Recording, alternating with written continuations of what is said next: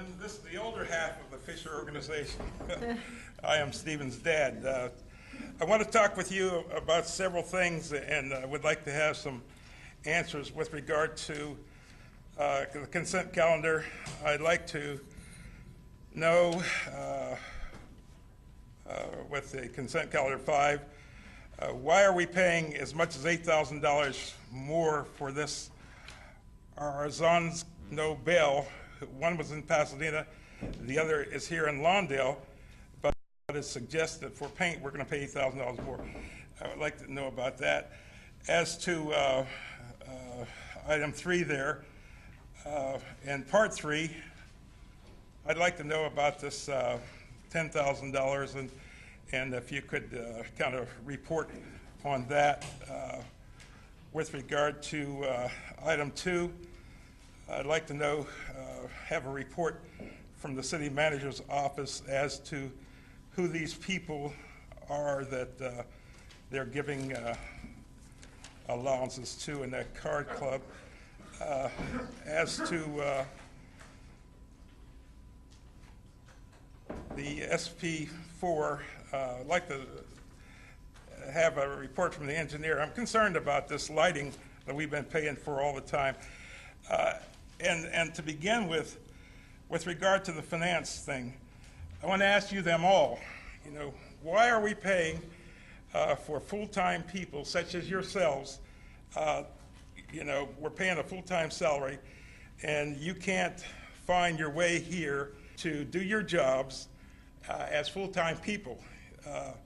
So I'm wondering why we, the residents of the city, should have to continue paying you full-time salaries when you can't even get a quorum to be here for the meetings that you should be here.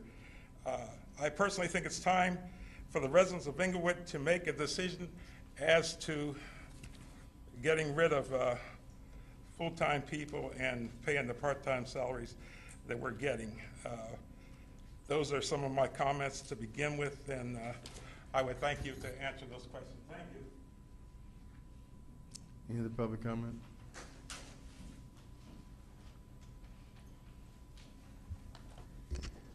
My name is Willie A.G., and I stand to speak in favor of DR3.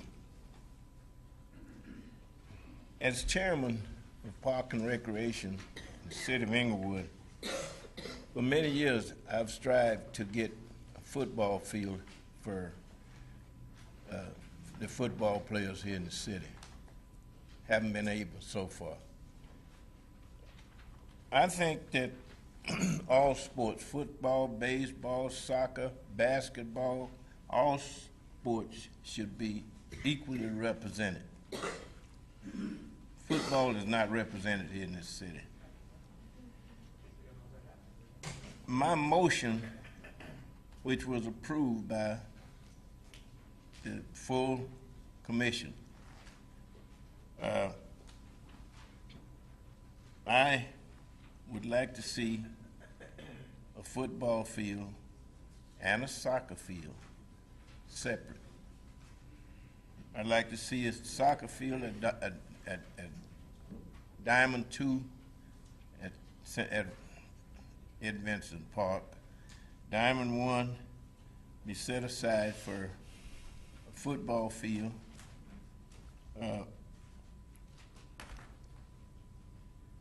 Because Inglewood Little League football would love to play in the city of Inglewood. Inglewood Blackhawk would love to play here in the city of Inglewood, but we don't have a stadium for them to play. If we can get this done and get the soccer field for the soccer players with artificial turf, paid for by CDBG funds, totally semi-pro soccer field, and the same for a football field, I think it would be a lot better for the citizens of Inglewood, and it would be equal for all athletes. And I've spoken to the Blackhawks, and Inglewood Little League would just love to play at Centinela Park. To me, it's Centinela Park, and you know, I speak in favor of DR3. I hope the council approves it. Thank you. Gil Matthew, District 4, Marion City Council. Regarding DR3, I might remind you that that is a regional park, and I think whatever decision you make, you should consult with the county. It is a regional park, it's not an Inglewood Park. On DR4, I'd like to have an update, I think it's timely update, for the residential sound installation program, and I must caution you, after today, depending on who wins the election, that airport commission is gone. That's just for your information. Payment of the bills.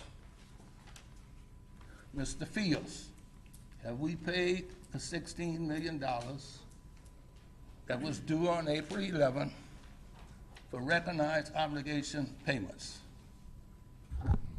Mayor, I don't believe it's appropriate for me to answer questions at this point. No. You can't answer that. Okay, well, I'll answer it. For the residents, we have what is called a successor agency. There is letters sent to the city of Inglewood to Ms. Cruz. It's on the internet. See, this council is not transparent on the financial condition of this city. You're treating the residents like children. We have problems, and you're telling the resident everything is fine. This is an area of the destination. Destinations do what? To go In-N-Out Burger? Go to McDonald's? We are grown residents, and we want transparency. Now, we're going to get a financial report. We've completed 2 quarters. We're 2 months into the 3rd quarter, and yet you sit silent. People want to know. This is grown folks. This is residents. These are adults. And I'm concerned, where is this city going? Where is the money? We want to know now, or we're going to get fired up and ready to go and put some walking shoes on and get rid of some of you. It is time, residents. It's either you or who. There's nobody going to save us except yourselves. And come to these council meetings. And this 2 o'clock meeting is just a hoax to keep you away. Wake up, residents. And you know it, Mr. Butts. You brought all these crippled up people 2 months ago.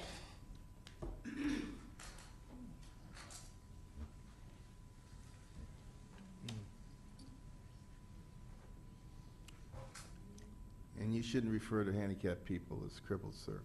Go ahead. Excuse me, sir. Would you escort Mr. Sergeant at Arms? Would you escort him out, ma'am? This is only for items that are on the agenda right now. Agreed. Okay. All right. I'm here to support DR3.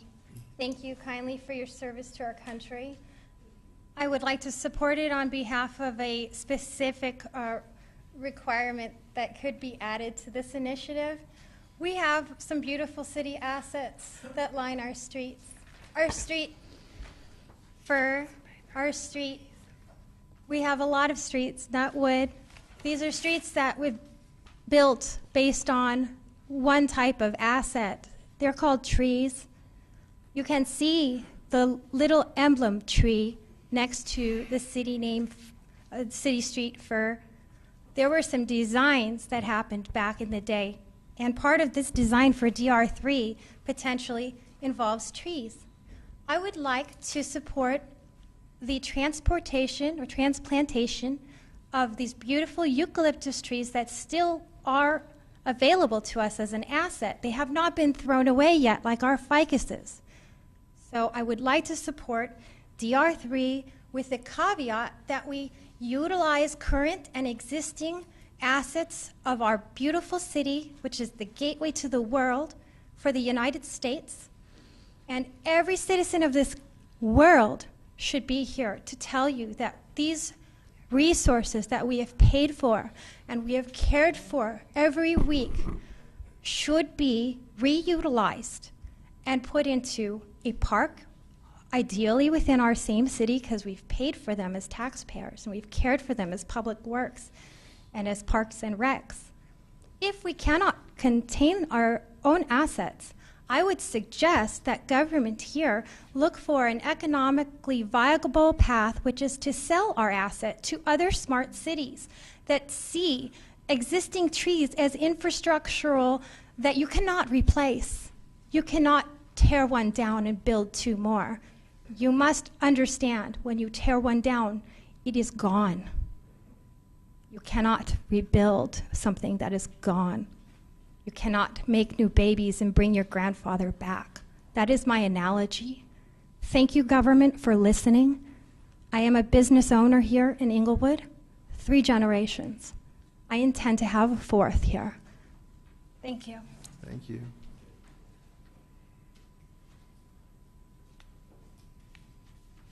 Hello, Inglewood family. I'm Wild Bill Widener, and I'm going to talk on number 6. It's a police thing, and Saturday, a friend of mine, I didn't find out until last night, I belong to AA also, and we were having a meeting last night. We're going to be celebrating 71 years. Which item was this, sir? On number 6. Okay. It's going to come together here real quick. Okay. And anyway, I was there and I found out that one of our members that had been sober for 15 years was the man that got killed down here with a machete. And he left 2 kids and all that Okay. stuff. And anyway, where I'm going with this is I've talked about it before many, many times, and I feel that everyone in here would be a lot safer if every police officer had lapel cameras so they could review those things and see what happens when it happens. There's shootings all over with police officers. Then yesterday, I was downstairs at a meeting for the senior center, and it's a design build process, and they've been in the selection of it, and we do have a local firm here. And there was 6 people selected, 3 different organizations to check things out, and our local one wasn't. I'm wondering why. And at first I was told at one meeting that at a later date he could submit it in, and now I'm told yesterday that he won't be able to. So what is it, the right hand or the left hand? So you guys can get those answers for me, I'm sure. The next meeting for that will be June 17th at 10 a.m. in meeting room A downstairs, and we need more and more participation from the public. I just only see one other person that was here with us, and what we're needing to do with all parts of the city of Inglewood is more transparency to the public. We got a couple of newspapers here, and one says one and one says the other. So, it's kind of like flipping a coin, see if you get heads or tails out of it. And I'm curious about something else. You guys made a trip to Washington, D.C., and Councilman Stevens or Dunlap didn't go, and I'm wondering why. And that's some more transparency we're curious about. And, well, I've already said all this, and I got 14 seconds. Well, They've had meetings all over the city of Inglewood, and we need to build a civic auditorium here in the city of Inglewood. Okay, Mr. Widener, I'll let you speak off topic, but don't wait for the end next time, all right? All right, close public comment. Item 1. Oh, so go ahead. Go right ahead. No, I see that. Warrants and bills. See if I can see where I'm going here. I'm really tired. I've come to city council meetings for a long time here. I got to a point where I was so frustrated I've stopped coming. I don't understand why we have a challenge with keeping the city's credit rating up and paying the city's bills. It's extremely important as we move forward to make sure that outside companies that may be interested in coming into the city see that we have a great credit standing and rating. I even tried to meet with Ms. Dunlap for breakfast this morning. I know we eat at the same place, and generally we can have a good, cordial conversation, and she didn't show up. Milton came in, and I guess he kind of bagged her lunch or breakfast up for her. But maybe we can talk about this a little bit later. But right now I need to bring it up here because I tried at a town hall meeting to discuss it also, and it never came to fruition. Actually, that town hall meeting, everything was edited out that I said. So it never got answered there. Maybe we can get it answered here. But it appears that Ms. Dunlap continues to just vote no on everything that we need to pay for the city as far as legitimate bills that everyone else has agreed need to be paid. And I don't understand why that is and how she can continue to do that. And why she would. The only bills that appears that, looking at the history, that she's appeared to pay are ones that had her boyfriend, husband, I don't know what the relationship is, Milton Brown, involved with. She agreed to pay over $1 million to him. And that sounds like a conflict of interest to me. And for whatever reason, we can't get the district attorney to investigate that or investigate the fact as to whether or not she lives here or doesn't live here. In her campaign candidacy statement, she says that it doesn't matter what zip code you have. You don't have to live in the same zip code in order to represent people in a district. I guess that's a confession of I don't live here, but I still want to represent you. So I don't get that. It talked about her campaign statement. Also talks about transparency. I'm so glad to hear that you're I agree. exercising our off-topic and having people wait till the I was end. making a statement. I'm so glad you're exercising and Miss Dunlap, this is my time. I'd like 20 more minutes if you want me to talk. You may have a half an hour. It's my pleasure. Thank you. I'll take that. I need 10 more minutes, please. 10 more seconds. So I don't understand transparency. That's the last part of her candidacy statement, transparency, that she wants to have everyone see her and see what's going on in the city. And I think everyone does see Ms. Dunlap, and they see what's happening with the bills and the payments of the bills. And truly, we have transparency. We have exactly what she's requested. We see right through you. Close public comment. Item 1, CSA 1 and H1. Warrant register allow for payment of the bills. Move allow payment of the bills. Second. Comments. Madam City Clerk. Comment. Actually, Mayor, with regard to our rules of decorum, which you are to enforce, most of what the last gentleman just had to say had nothing to do with the warrant register, but everything to do with political grandstanding. And this person works on the campaign of someone who is running for office on June 11th. And so therefore, in the least, you should have had him speak at the end of the meeting. Because I think everyone recognizes political statements and political just the grandstanding and the making things up. I think everyone recognizes that. With regard to the warrant register, I have every intentions of voting no again this evening until we begin to present the kind of documentation that this city and the residents of the city deserve and should require with regard to these expenditures. We've had letters in the past from the district attorney that talks about the illegal expenditures and that council should not have been approving them. Certain expenditures we're supposed to be doing some type of cost comparison, and we're not doing that. And when we're not doing that, we are not representing our constituents properly. So therefore, until there is a kind of documentation that this member requires, no one else has to require the same documentation that I do. But I have certain requirements because I represented constituents. This has nothing to do, has been misrepresented in the past, nothing to do with the payment of employees, nothing to do with salaries, nothing to do with health and benefits. It has to do with contracts, some of which we've had on here as recent as, certainly within the last 6 months, a $20,000 payment to an individual who had not even performed the service. That's illegal under state law for a governmental body to pay for services that have not been rendered. In addition to the fact, as I stated earlier, we have receiving funds when there are other entities in this city who provide those same type of services at a less cost. And until we start doing a cost comparison on some of these items, we're not representing our constituents. This is not about taking care of friends and family. It's about doing business properly. And with regard to the smear tactics of this person, they can go ahead and do that. They bring it up every 4 years. And they're just false statements attempting to just smear one or more members of this body. So they can go ahead and do it again at the end of the meeting. because the biggest smear people are in the audience that the city pays. Taxpayers are subsidizing that. But I have every intentions of voting once again not to pay these bills, only because the majority of which I would be fully supportive of paying. It's only the handful that don't get pulled ahead of time.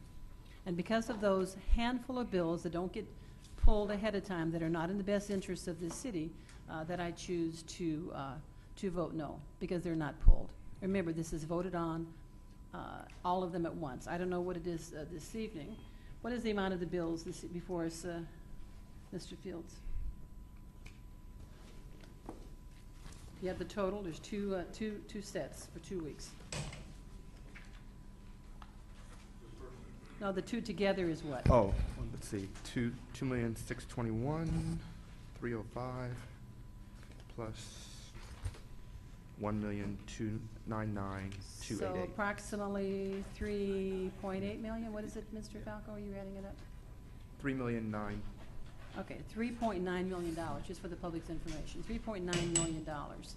And like I said, there's only a handful that I believe deserve the extra scrutiny, and I'm sure that under our new Chief Financial Officer, the particular protocols that we should have will be put into place.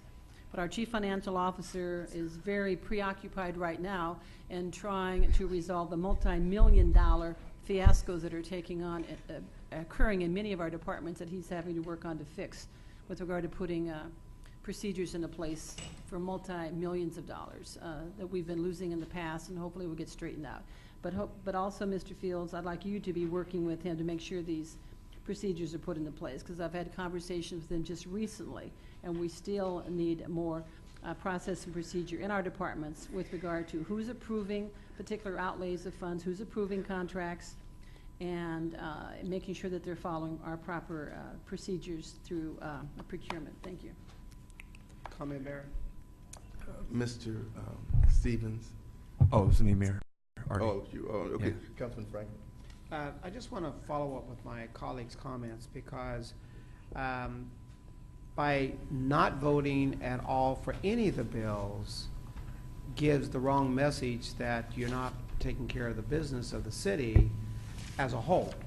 Specifically, when you abstain from voting for the bills, then you're telling for us to continue to function, whether we have utility bills, whether we have parts that we need to be paid so we can get our vehicles and our fleet to maintain, whether we have seniors that are in Section 8 housing and we're going to pay that portion of it, sends the wrong message of you representing the city. Because if you have single specific items you want to call down and ask staff to pull, that's different. But when you're saying regularly that you're not approving the payment of the bills, then there's a concern about, are you really taking care of your due diligence on behalf of the city and having these bills being paid for that will in fact benefit our due diligence. A city is a business, and a business, you have the responsibility of paying bills. No different than you being a homeowner. You have responsibility of paying your taxes. You have the responsibility of paying your income tax. Whether you like it or not, those are bills. And if you don't pay those bills or approve to pay those bills, then in turn, IRS is coming after you. Others are going to come after you. In our case, we'll be out of business. So I raised the area of concern, and I understand that there might have been a political discussion, but more importantly, the reality is this has been a constant position that my colleague has taken of non-payment of the bills, but identified a very isolated, in my 10-plus years here, there's been one or two items collectively she's pulled and asked for details on the council. Now, if she had others on a weekly basis or monthly basis we meet on, I don't see them being pulled and asking for this council to act on them or have them being brought back to us, what she's given more detailed information. That is the reason why we had an issue when we were voting payment of the bills, because we didn't have the detailed information. So when talking to our city attorney, we have allow payment of the bills because the bills that need to be paid, and we're holding the city manager and his staff accountable for the content of those bills that need to be paid. This council is responsible for the bills, true enough, but also we've hired the city manager who's under contract to make sure that he owns up, to make sure the staff do their due diligence. We're not finance directors, and that's why we have financial people within our staff to make sure that when these bills come forward for us to act upon, that they have done their due diligence, and we, in fact, are authorizing the allowment of the payment of those bills. And that's what we have been doing for the last several years. Thank you, Mayor. You know, real quick about the issue of the warrant register and people's speech. You know, I find it odd that I allow Mr. Widener to talk completely off topic because, you know, every now and again people, they maneuver, you know, young lady, she loves trees and she worked trees. And so, you know, if I constrain anybody, then I'll hear from my right that, oh, I'm restricting speech and you should allow debate and whatnot. But I will let people sit here and slander me from sun up to sundown, and I sit here and I take it. And the gentleman wanted to talk about payment bills, and I have to sit here and I have to make a judgment. When is he going too far? When is he not? I let it go. But then now it's a big, the rules of decorum and so on and so forth. We should be realistic. There are people that are planted in this audience, and I've never asked anyone to come speak, but I know there are people that come for an agenda, and they do it, and we sit here and we listen, and because people have a right to free speech. I kind of go overboard letting people go sometimes. But to say that, you know, now this has never happened before, that someone had a political bent, that's just not true. It happens to me all the time. As it relates to payment of the bills, you know, there are hundreds of checks on this register. We have a great city manager, a great chief financial officer. He's been here quite some time. I have great confidence in staff to go through the bills and make sure they're fit to be paid. And if I go through the register and I see something that causes me concern, I approach staff during the week and I ask about it. Because it's not fair to come up here with hundreds of checks and then say, oh, an item number is such and such. Go find out. Why do that?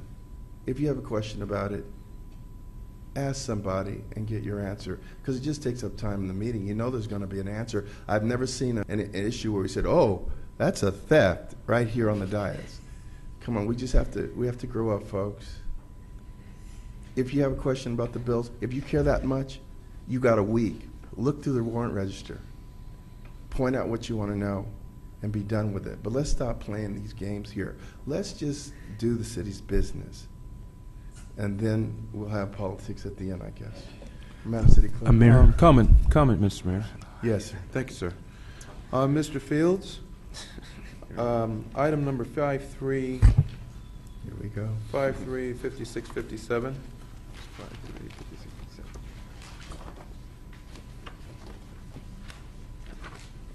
535657.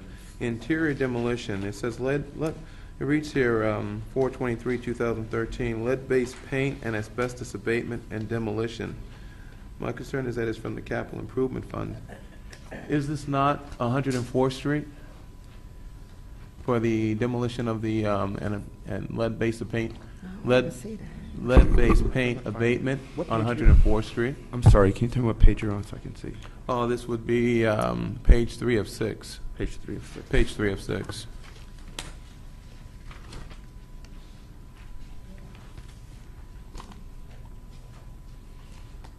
And which check number? 535657.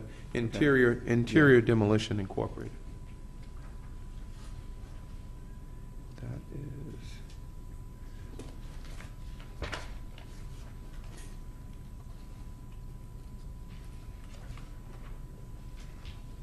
You see that? Yes, I see that. That's coming out of our noise mitigation budget. Well, it says here Our capital. side, yeah. Well, it identifies it as CIP. Is that not capital improvement? That's the capital improvement is the capital improvement plan, and that's where the activity is listed. Actually, that should have a department there as opposed to Public Works as opposed to CIP. Okay, so this is not coming, even though it says CIP, it is not coming from our capital improvement. We'll just be aware that our capital improvement plan includes projects that are funded with various funding sources. Mhm. So it could be listed, and I don't have the CIP in front of me, it could be listed in our CIP as a project approved by the council for this fiscal year. Okay. My concern is that, as you know, the fire department, they have been conducting controlled burns inside of the apartment buildings, virtually burning the entire interior. Are you aware of that? Yes. And so they're burning all of the properties that, in fact, we are paying for lead-based paint and asbestos abatement removal. And so since they're burning the properties, I'm trying to understand just what are we paying someone to remove? Because once the fire department ignites the interior of these apartment buildings, there's nothing actually there except the studs, the burned studs. Yes, when it comes to lead-based paint, before we can go in and start demolishing and, setting fire to those structures, we did have to remove the lead-based. We did have to hire an environmental expert too, who was able to mediate those contaminants in a proper way. Really? Under what the fire department, what the fire captain expressed to me was that oftentimes lead-based paint removal is not done prior to their arrival. And also, the structures themselves, our employees were inside those structures 6 months ago, boarding up the windows and doing a number of various methods to secure the structures. So my question once again is, but you're giving me the answer is that we've abated the problem prior to the fire department igniting the interior? Right, and in fact, not all of the structures were actually burned by the fire department, so there are others that are not. And again, before we did any work out there, we needed to first. But if it's one building that we've paid for asbestos abatement, and the fire department has in fact ignited them, because they've ignited 6 buildings over there. Yeah, I'm not sure And which I'm not- one this is referring to. It's not just one. How do you remove the paint? That's a good question. Yeah, Mr. I'm not an You're not- environmental you're not remediation environmental. expert. Well, let me just say this. Let me just say this, Mr. Fields. I would have brought this to your attention sooner, but as you know, I did not receive my agenda packet, or they were not available to any member on the dais until 3 o'clock Friday. And since we are dark on Friday, and then of course, as you know, yesterday we had the situation where all the employees were evacuated out of the building and they were outside in the foyer. For about a half an hour, For yeah. about half an hour. And so, that would leave us with Monday. And of course, we changed the council meeting. We realigned the council meeting from meeting in the evening to this afternoon. And so I wish I could have met with you earlier, but I know you're very busy, as always. And I would just like to say to my colleagues, perhaps we could pull this one item and until we were able to find out just exactly how is it that the captain of the fire department feels that no lead paint, no lead asbestos removal has taken place in any of the apartment buildings that they have ignited. We're at time. Councilmember Stevens? Well, I was point of order. I asked the question of the chair and my colleagues. Would we like to give direction to staff at this time? I didn't hear anybody second that. Well, I'm just asking, would we like to give direction? Madam City Clerk. Excuse me, so you're saying as professional courtesy, if a member of this body asks for one check out of 3.9 million, That's not I 3.9 get, million. out of 3.9 million, you're not going to The check is provide him with that courtesy? Mayor? I don't. You just gave a long speech about, I don't agree.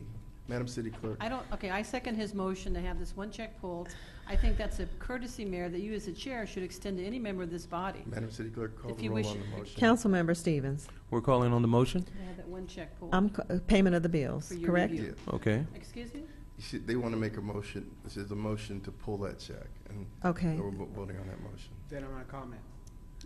Okay, so wait, can we just back up a little bit? Because we have a motion to pay for the Oh, bills. that's right. So we need, I'll withdraw the motion. Okay. Well, I didn't make the motion to pay the bill, so we'd have to withdraw it first. right. No, you just act on the last motion, that's all. Let's do this. Let's act on their motion. We'll just Okay, humor me. so But I Steve, asked for comment before that. Yes, go ahead. All right, Tom. thank you. First of all, I heard my colleague speak from District 1 regarding this item, but I did get my packet on Friday. City Hall is not closed to the council. We can come 24/7. I got my packet, read my packet, addressed my concerns with the city manager on Monday, but more importantly, there's an additional packets we receive. It's called the City Manager's Weekly Report. And the item that, the comments that was raised by my colleague on District 1, those items were not only addressed in detail, there was pictures to accommodate this information regarding the process of how the abatement was taking place in District 4, particularly on 102nd Street. And so the abatement was first.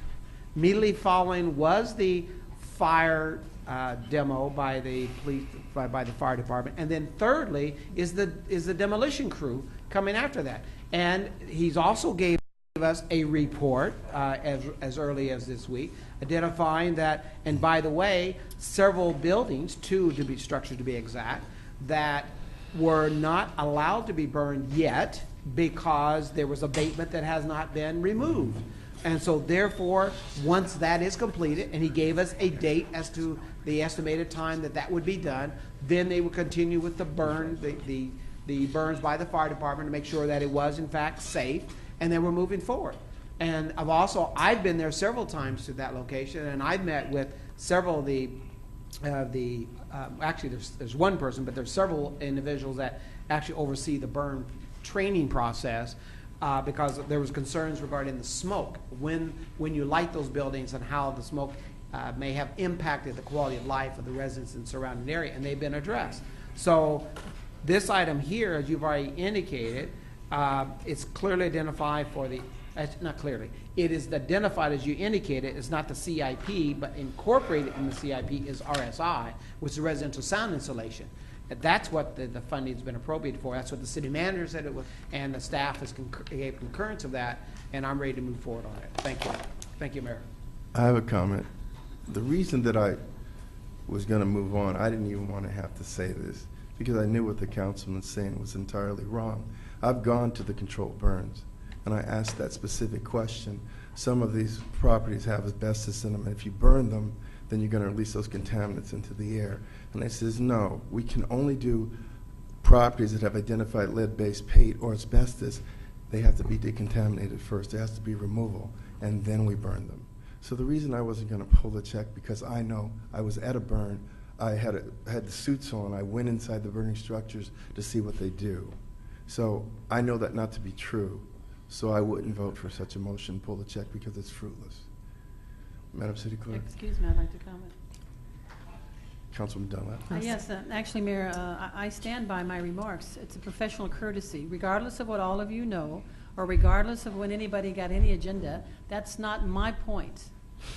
My point is, if any member of this body wishes to have any check pulled, it's a professional courtesy, period. Just for whatever reason that person may want to take another look at it, that's the courtesy that this body should be extending to that member of the body. That's all there is to it. Just Okay. It's just a courtesy. So therefore, like I say, regardless of what you know or what somebody else knows, I think that's irrelevant. It's just say, all right, Councilman, you'd like to have such and such check pull? We'll pull that and we'll bring it back next week, assuming it meets with your satisfaction. That's what professional legislative bodies do. That's how professional legislative bodies act. Now, I was enlightened by my colleague from the 4th District with regard to our city manager's expertise on this topic. So I would like for you to elaborate, Mr. Fields. He stated that you spoke very eloquently in your written report as to all about this abatement. So could you explain to the public, since he said that you elaborated on your weekly report? I think it would be a waste of public time to reiterate exactly what Councilor Franklin has already said. So, excuse me. Do you know or do you not know, Mr. Fields? I do know. It was in the weekly report, and I would implore both of you, if you want to. With all due respect for everybody, it's my time. Mr. Fields, I wouldn't even have asked you, except Mr. My colleague from the 4th District stated that you spoke on it. So I thought you were fully aware, and you could have addressed it. There's only 3 minutes left, but I thought you could have. I did write about it in my weekly report. No, but we have members of the public here, and that's fine. We don't have to make it. We people, the public, they're out here. They might like to know what it is. But since you don't wish to do that. No, I will. If you want to take your time in doing that, I can read the. I did ask you to, but it's all right. You don't need to do that because. All right. All right. Excuse me, Mayor, with all due respect, I still have, I have Yes, some you, time. and please use it. Well, I'm not sure if I'll use it. But I think I'm aware with regard to the asbestos, obviously it cannot be burned, it must be removed. There's no question about that. But I really, for myself, don't understand how they do the removal of lead paint. Meaning if it's paint on the wall, that's what we're talking about, painted surface, do they scrape it off? I mean, that's what I'm curious about. Are we paying someone to scrape off lead-based paint prior to the building being torn down and burned? Do you happen to know that? No, I don't. No, you don't. Well, I think actually that's kind of interesting. And there were a number of those buildings that were cleaned off. And by the way, the neighbors are very happy to see them gone. They were real thrilled with the fires, but that's used for training exercises. And so that does have some benefits to our fire department and also some of our neighboring fire departments, which I saw on scene to use this as a drill exercise. So I see some benefits. But I also would like to know, possibly another time, Mr. Fields, or maybe I should ask Public Works with regard to removal of lead-based paint. I understand if you're fixing up a home, remodeling it, you scrape it off because you're going to repaint it and it's sealed. But with regard to demolishing a building, I'm not sure what that is. And this particular warrant was for $218,000. So it is a significant amount of money. Thank you. So I just have this final comment. I would just like to say this. All of this discussion, simply because I simply asked to have one item pulled from this warrant register.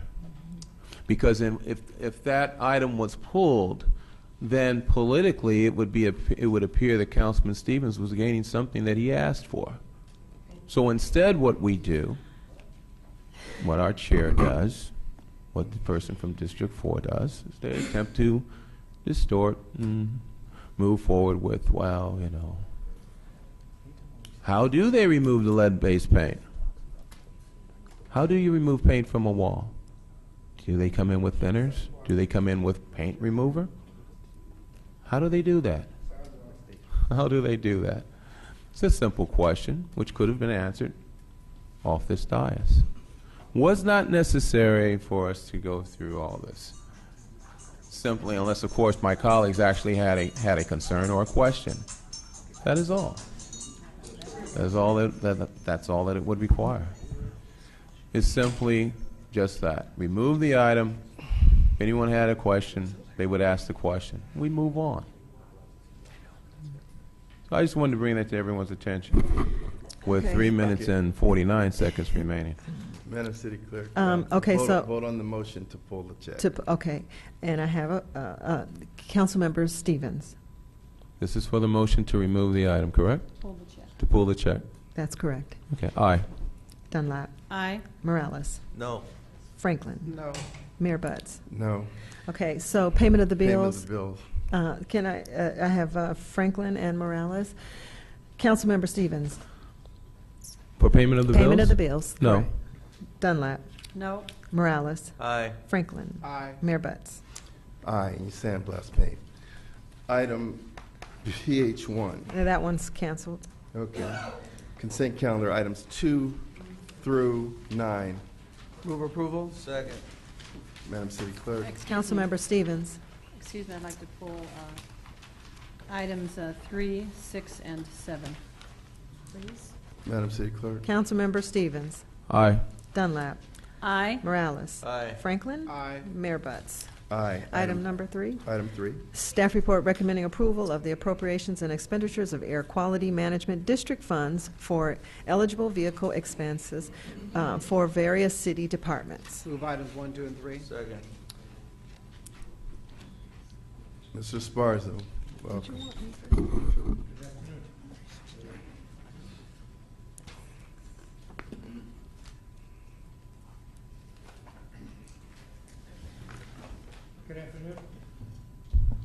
Good afternoon, David Esparza, Assistant City Manager, Chief Financial Officer. Before you, on item 3, you have a proposal recommendation for passage of a proposal in the total amount of $361,530.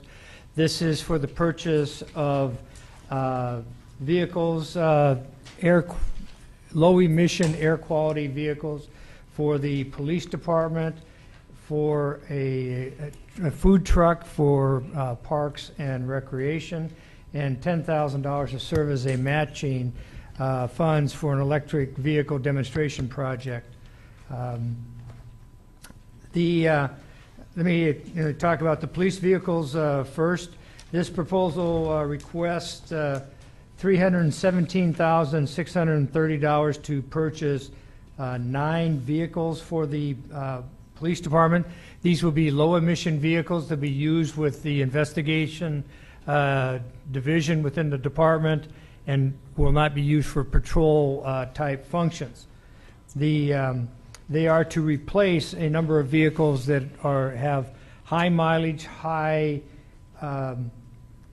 maintenance and replacement cost on them, and also because of the mileage and wear and tear on the vehicles, they pose a safety risk for officers, personnel, citizens riding in these vehicles.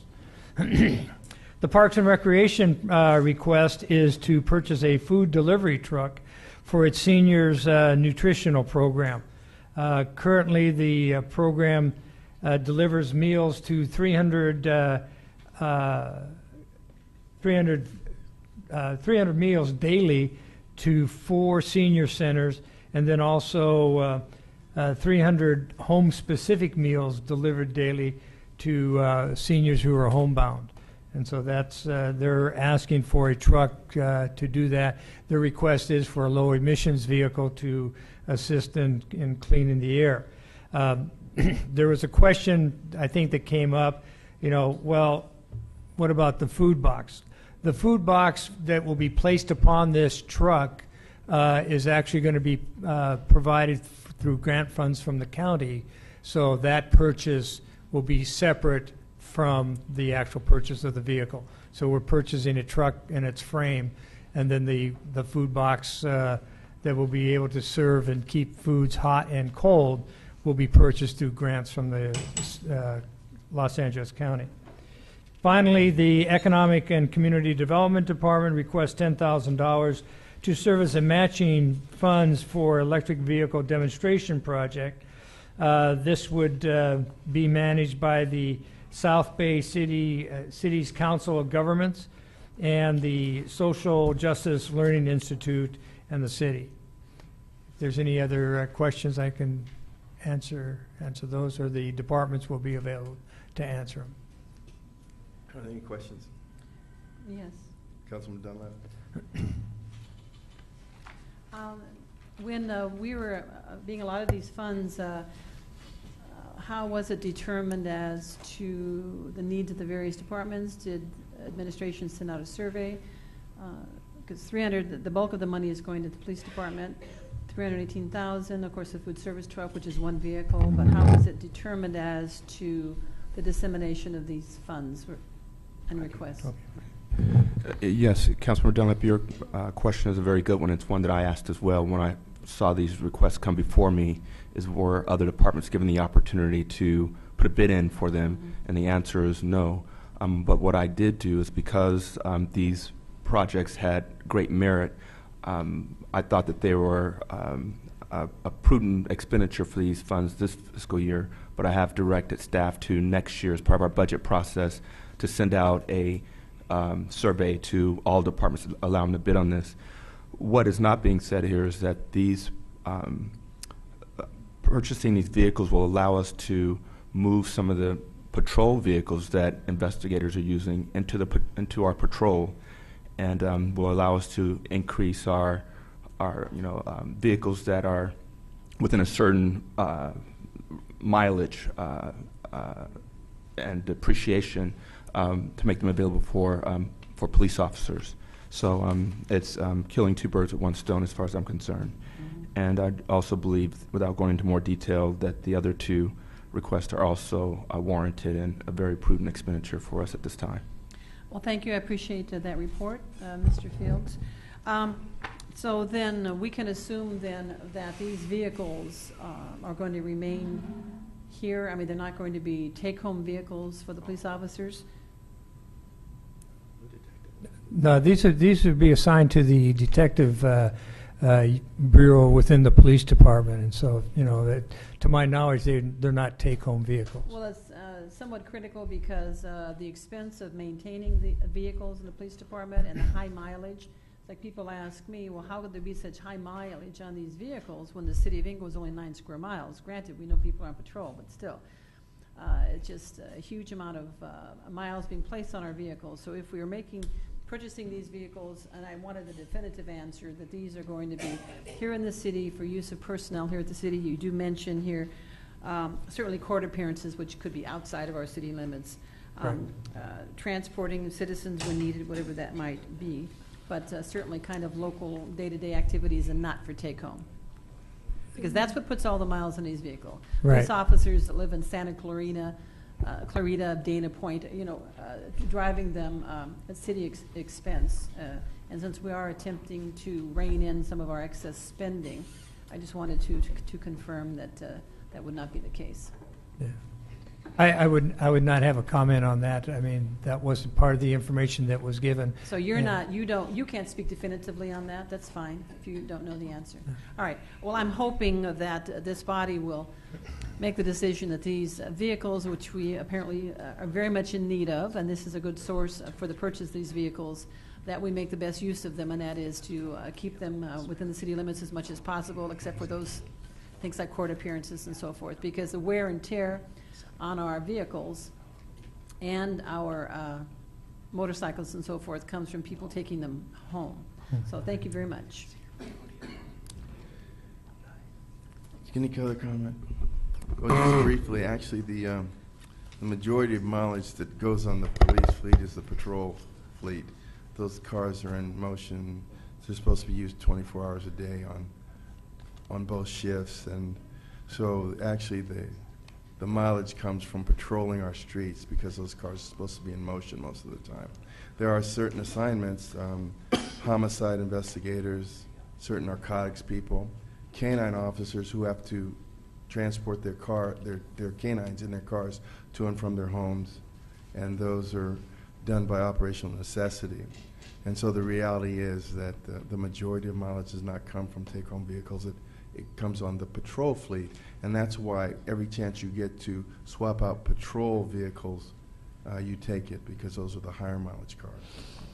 Madam City Clerk. Just for clarification, Mr. Mayor, in the discussion component of the staff report, it states very clearly, currently many of the in-service police investigative vehicles have far exceeded the vehicle's useful life, and because of exceptionally high mileage, worn mechanisms and high cost of service and maintenance, but they specifically identify police investigative vehicles, not patrol vehicles. And that would be because we keep our cars far longer than other agencies because we don't have the money to turn our fleet over. So I know you didn't want to know the truth, but that's the truth of the matter. Is that we keep our cars a long time. What I need is clarification. If I could get Miss Parsa, you have a background in law enforcement. Well, was the chief of police here? Maybe he would be better. Yes, he is. Is the chief of police available? Yes. Thank you, Ms. Dunlap. Thank you. Go right. You can see right there. Good afternoon, Chief Rodorada. Just very quickly, my understanding was that there was a separation when we discussed the vehicles and their condition, the black and white units. You always identified those when we were together as patrol vehicles, as the mayor just said. In the document itself, it states very clearly, in-service police investigative vehicles. Now, our detectives, they do not travel in our patrol vehicles. Our black and white vehicles are our patrol vehicles, correct, sir? Yeah, that's correct. So I was only asking a question. I don't understand the mayor's. My concern is the state's investigative vehicles. So these are, in fact, the unmarked vehicles, correct, sir? Correct? That's correct. These are detective vehicles. These are not take-home cars. Okay. See, the vehicles that I would like to see us replace are, in fact, the actual black and white patrol cars. Those are the ones that are workhorses, and those are the ones that do not leave the city. As you know, No, our detectives, is what I've learned, oftentimes they take the vehicles home with them. No? Not these cars, no. Our detectives do not take their vehicles home? The only cars that go home are the on-call homicide detectives, and there's only 2 vehicles. These cars are not part of that. These vehicles here will allow us to relieve the pressure on our frontline services where we desperately need some Crown Victorias. There's also another staff report in here that we're going to increase our cars by 8 to replace out many of our vehicles that are up over 70, 80, 100,000 miles. So this will allow us to take our low mileage detective units, put them into patrol, and outfit them for frontline services, and at the same time being much greener in our approach to. So then our gang task force division, our officers who are in the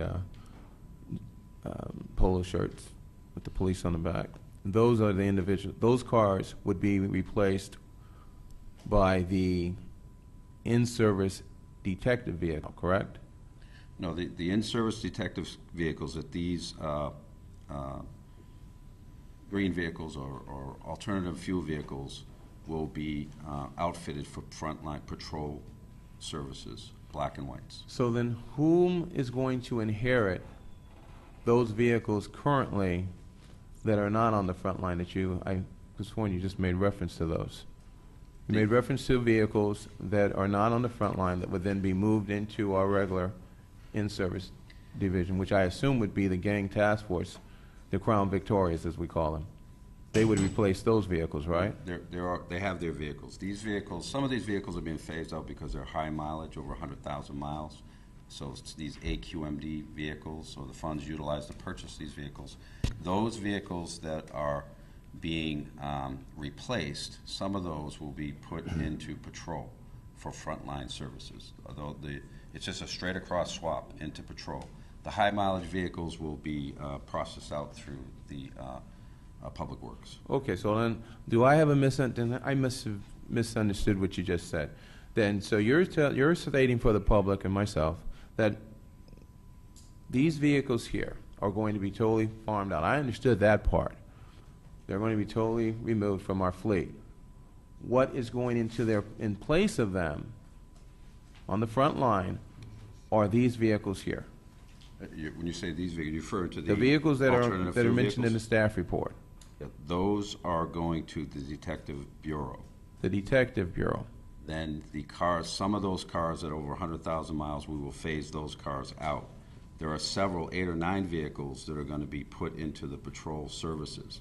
We're running, we need more black and whites, and this will help. So just so I can understand this, the Detective Bureau, currently they have vehicles, correct? Yes. And those vehicles are going to be moved up, correct? They're going to be pushed into the more frontline service, correct? Councilman, you're at time. It'd be better if maybe you sat down with the chief and you guys could spend a couple hours on this. Well, it's not a couple hours. It's just a simple question. Councilmember Stevens. Well, I do not have enough information to vote on this item, so I'm going Okay. to abstain. Okay. Dunlap. Aye. Morales. Aye. Franklin. Aye. Mayor Butts. Aye. Thank you, Chief. Thank you. I guess we're at item 6 now. Staff report recommending approval of a 2-year agreement with Joe Marr Polygraph and Investigation Services to provide pre-employment polygraph examination for police department. Move approval. Second.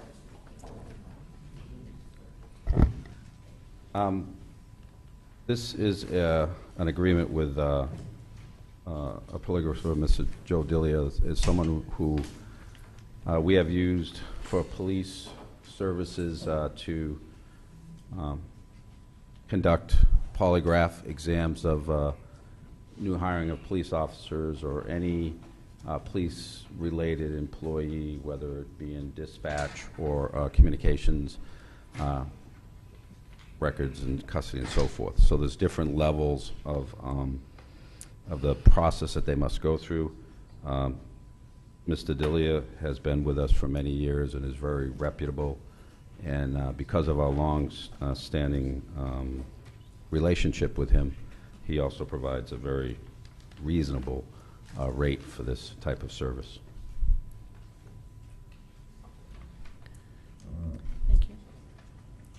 Madam City Clerk. Councilmember Stevens. Aye. Dunlap. Aye. Morales. Aye. Franklin. Aye. Mayor Butts. Aye. Item 7. Staff report recommending approval of a cooperative purchase agreement with the National Auto Fleet Group to purchase 8 police vehicles for patrol under the terms and conditions of a 4-year master agreement awarded to the NAFG by the National Joint Powers Alliance on January 17, 2012. Move approval. Second. Actually, I have some questions for the chief, since this is about police vehicles.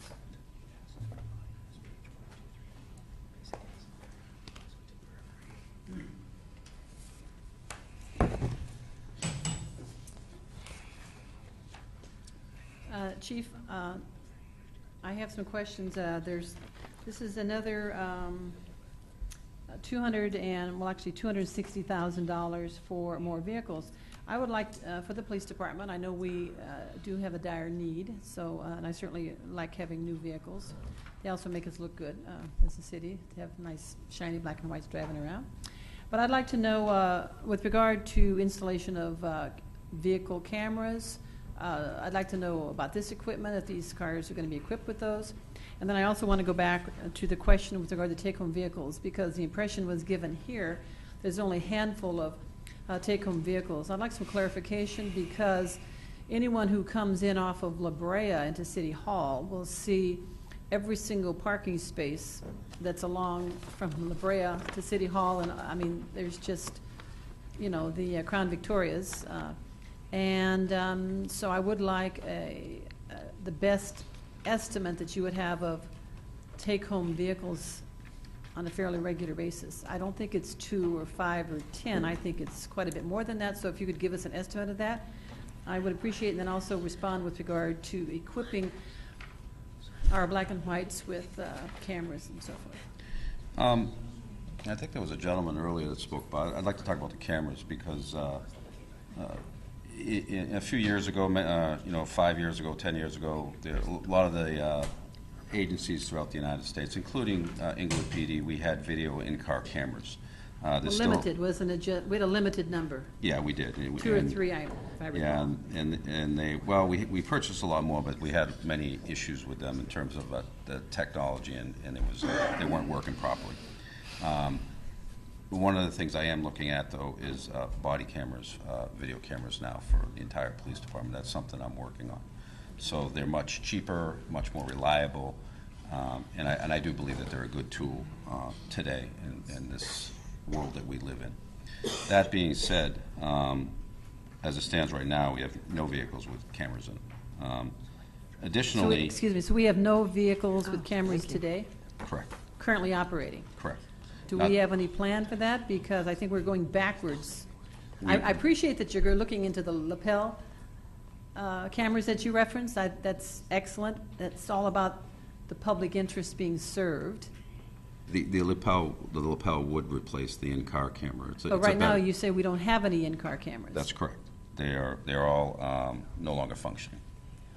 So how long have we been without any type of...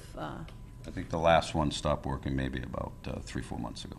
Mm-hmm. It's a budgetary issue, and we're working through it. The cheaper remedy is the lapel, and they are very reliable, and the functionality of those are quite good. The technology has improved considerably, and I intend to work forward towards the purchase of those in the near future. As far as the fleet is concerned, you asked about the take-home vehicles.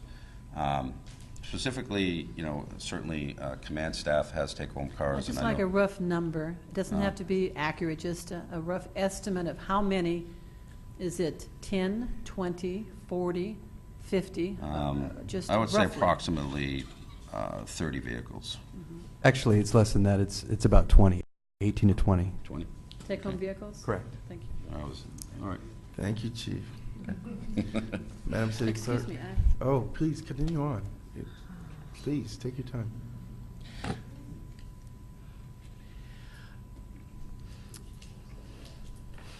How soon do you expect to bring something before us with regard to lapel cameras? Because I've never heard that mentioned here.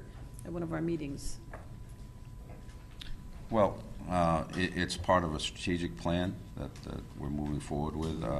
You know, I don't want to give it a good time, hard number right now, but All I right, would well, say that's fine then. simply. Since you don't have a time frame, I have 45 seconds. I would like to say that vehicle cameras as well as lapel cameras, these not only serve the public's interest, gives them confidence in our department, it also is good for the department with regard to our ability to properly evaluate officers when they're out doing their job. So it's kind of like a win-win for everyone. The public wins because they have faith and confidence in what's going on with interactions between the police and the community. And the department, it's a win for them because it's accurately. There is no guessing, there is no hearsay with regard to what occurred. And it's good, I think, for you to, Chief, with regard to your ability to evaluate your officers and how they interact with the public. Thank you very much, and thank you, Mr. Atwell. Real quick, Chief, real quick. As it comes to vehicle cameras, they have service issues, don't they? Do they break? How long? They don't last that long, and there's storage issues with the older generation cameras, which I'm sure we have. Was this a choice by choice you don't have the cameras, or is it because of the equipment malfunction and no budget to replace them? It's the latter. No budget to replace them, and the equipment is antiquated and it's broken. Exactly. Thank you. Madam City Clerk. Councilmember Stevens. Aye. Dunlap. Aye. Morales. Aye. Franklin. Aye. Mayor Butts. Aye. Item SPH1. Staff report regarding an annual levy of assessments for fiscal year 2013-14 in Town Maintenance District number 1975-1. Mayor, I'd like to make a motion that we can act on SPH 1, 2, 3, and 4 at once and move approval. Second. No, I would ask that they each be a separate motion. Okay, so I have because a personally- motion and a second? Okay. Right. Because, She's speaking to the motion. excuse me? I No, I'm see. asking, we have all these agendized separately. They're completely different areas of the city, completely different engineer reports, completely different resolutions, and I believe that this member of the body would like to have a staff report on each of these individually, and I would like to comment on each of these. Okay. We're talking about millions of dollars worth of assessments on property. On property, the people in this community are paying these taxes on their property, and I would like for each of these items to be considered individually with a report from Public Works on, This is just setting a public and then hearing. allow this council to move forward, or to ask questions that they had. If no one has questions, that's fine. Okay, there's a motion on the floor, Madam City Clerk. Excuse me. There's All a- right, excuse me. Madam City Clerk. My Councilmember time is- You know Stevens. what, Mayor, my time is not Point. up. You need to please stop Councilmember interrupting. Stevens. Excuse me. My time is not over. I still have actually 4 minutes left, and I was asking a I question. thought you'd stop talking, but if you want to continue, please This is not continue. a race. I'm Continue. asking the question. So you're suggesting then that you're going to do all of these together? This is not in the public interest. You know, someone mentioned transparency. There is no transparency here. If you were the least bit interested in transparency, Mayor, you would have each of these items as they are agendized, and I'm going to repeat my remarks. These are millions of dollars worth of property tax assessments. And I think the public has a right to hear a report on them. They're going to be voted on coming up after we set the public hearing, but right now they have we're adopting resolutions. The public doesn't even know what these resolutions are. Are you through? No, I am not. Okay. Thank Please you. continue on. In the least, Mr. Fields, I would like a report on each and every one of these items. I'm assuming, based on what I'm hearing, the murmurings to my left, and the fact that I keep getting interrupted, he has no intentions whatsoever of permitting the Public Works Director and/or a consultant or whomever to speak on each and every one of these items with a full and complete staff report. Well, and also members of this body should be able to ask questions for their 5 minutes on each and every one of these levies that the public is going to be paying. Councilmember Dunlap. And the mayor is doing a disservice as chair when he limits information. He is here to facilitate information, not to block it, not to censor it, and that's apparently what he's doing.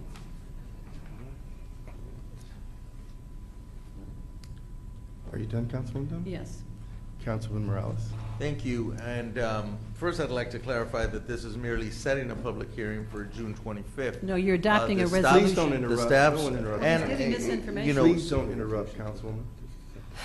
He's there is misinforming the a public. motion to initiate the proceedings on the annual levy and collection, which is probably what's being referred to here lately. The levies that we have here are the annual assessments. We've done it every year since I've been here and before that. These are nothing new. This is attached to everybody's property. That is correct. It is millions of dollars. That is correct. But these are items that we voted on every year. If we were to change any portion of it, there would be a significant impact to the areas being spoken of. These are assessments that have been associated to the properties for a number of years. The reason I moved to set the public hearings all at once, it's the same dates, it's the same process that we're using, and we will have the opportunity to hear from the public and from all of the colleagues once all the information is out. Any additional information we have until June 25th when the public hearing takes place to get that information.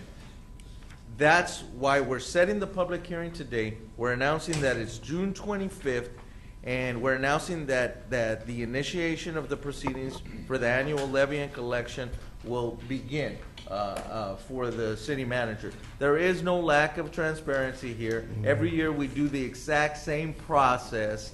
So that's a clear motion. We can characterize it however we want. Okay? We can say whatever we want. But the facts are that this assessment has been here for a number of years. We vote on it every year because that's the process. But if it changes in any way, the negative impact will be on the services for those areas. Those are my comments. Comment? Councilman Stevens. I'd just like to ask Mr. Fields. Mr. Fields? Just so the public will know, this document here, as Ms. Dunlap stated, it would be nice to just send. It is not required that we bring this forward. It's not mandated that we do this, is it? Take this action? Yes, it is. We need to set the public hearing. No, sir. No. Is it necessary? Is it mandated that we must have a public hearing? Yes, we can't collect the assessments unless we have a public hearing. Okay, now would you please just simply, your definition of an annual levy, what does that involve? What is that specifically? Yes, I'll let Michael go.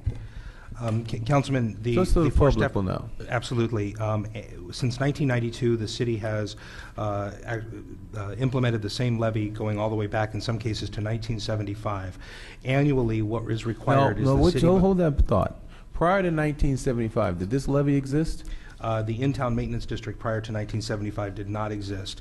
It did not Morningside, exist. Morningside. And so, wait, one point. Okay. In order to keep this going, the in-town maintenance district, we must therefore have the public hearing, correct? Correct, and that's what this and item it has to be voted upon by the people, correct? No, it has to be voted on by the council. Meaning, let me just handle this. So, it must be voted upon, correct? It must be voted on by a majority of the council in order to initiate the levy. So if we were not to vote upon it, we would have, Ms. Dunlap, thank you. If we were not to vote upon it, and if we were not to move forward with it, it would be an elimination of it, correct? If you were to not take these items up today, and we were not to schedule them for a future date, if the public hearing is not held prior to the end of July of this calendar year, you would not be able to institute the four respective levies on the property taxes of the property owners. Mm-hmm. So then what we're actually discussing here are taxes upon the residents, the constituents of the city of Inglewood. In these respective districts. In these respective districts.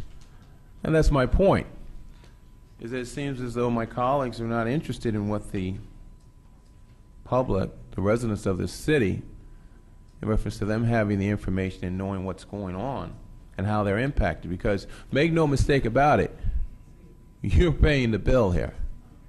Councilman, this is the setting of the public hearing. The public will have the opportunity to speak at the public hearing, which is going to hopefully be set for June 25th. But once again, if you do not have the public hearing, if this body decided that we wish to simply abolish this maintenance district, then the levy would no longer exist, correct? If you choose not to set the public hearing, then the public hearing wouldn't happen. So I Whose believe that's to be district is correct. this in, by the way? The in-town maintenance district, sir, is in your district. Thank you. I like that. See, it's so much better when you say it. You see, because if I say it, people feel as though, well, he's just grandstanding. So my point is this, is that as my colleague from District 2 stated, it would be nice if the people would know just exactly, as it states very clearly here, what we're holding a public hearing on. Initiating proceedings for the annual levy and collection of the assessments for the in-town maintenance assessment district, fiscal year 2013-14. Resolution of the City Council of the City of Inglewood accepting the engineering report. A resolution of the City Council of the City of Inglewood declaring its intention to levy and collect assessments within the in-town maintenance district. Point is that, my residents, they feel as though they pay they pay a tremendous amount of taxes, but they never really know what is this money going for. Our police department is absorbing what, 68%, 64 to 68% of our general fund, and we're simply being drained. Mr. Fields, maybe you'd like to share it. You have a comment? Please take my time. It's not a problem. Actually, Councilman, what he was asking me to do was to point out that it is not your entire district. The in-town maintenance district is approximately 104 property owners in the downtown area, and as my report would state, when I have the opportunity to provide that report, is that it is approximately $72,090, and that is the entire assessment for the in-town maintenance district. So here's what I want to point out to you. The public themselves, if you were to let the people know what exactly what's going on here, the public may want to actually have mold their comments for that public hearing instead of us announcing on a Thursday, and oftentimes our agendas come out on Fridays, sometimes even Saturday, and then the public would know on Saturday for them to report here to City Hall on the 9th floor that Tuesday, which would give them maybe 2, maybe 3 days to prepare. Where if they knew what was coming, perhaps they could actually speak intelligently upon the item because they know what is coming. Your time, sir. Councilman Franklin. And that's my point, ladies and gentlemen. I want to go back to the motion. The motion says that we set the public hearing dates for all 4 of them, not one single one. And so you could talk about the in-town maintenance, but in essence, it's all 4 of them that we're addressing just to set the hearing date. Mm-hmm. And as you've heard the staff repeatedly declare, it's required that we have a public hearing in which we vet the comments, not only given by the public, but also there may be direct individuals, businesses, or residents that may have concerns regarding this. And the staff has already provided us with the report. It is on the city website. It is in our books. It's at the libraries. It's at the city clerk's office. And the report that you read today will be the report you will read on December 25th. The difference would be is that there's going to be June 25th. The difference is going to be there's going to be a presentation on each individual item, and each individual segment will be acted upon separately. So there is transparency, despite all the heads I see shaking, that in essence, if the content is there, the question is you want to read that content, comprehend the content, and want to vet that content when you come on the dais, because it is, I'm not podium, it is a public hearing. On each single item, you will have your 3 minutes to talk about each single item as an individual. So it's there. We're simply identifying that these 4 assessments, annual levy assessments, is going to be set on one council day, which is the evening of June 25th. Thank you, Mayor. Okay, finally, we're just setting the public hearing so we can all come and talk about it. Madam City Clerk. Council members: Stevens. Aye. Dunlap. Aye. Morales. This is for my motion. Yes. Aye. Franklin. Aye. Mayor Buds. Aye.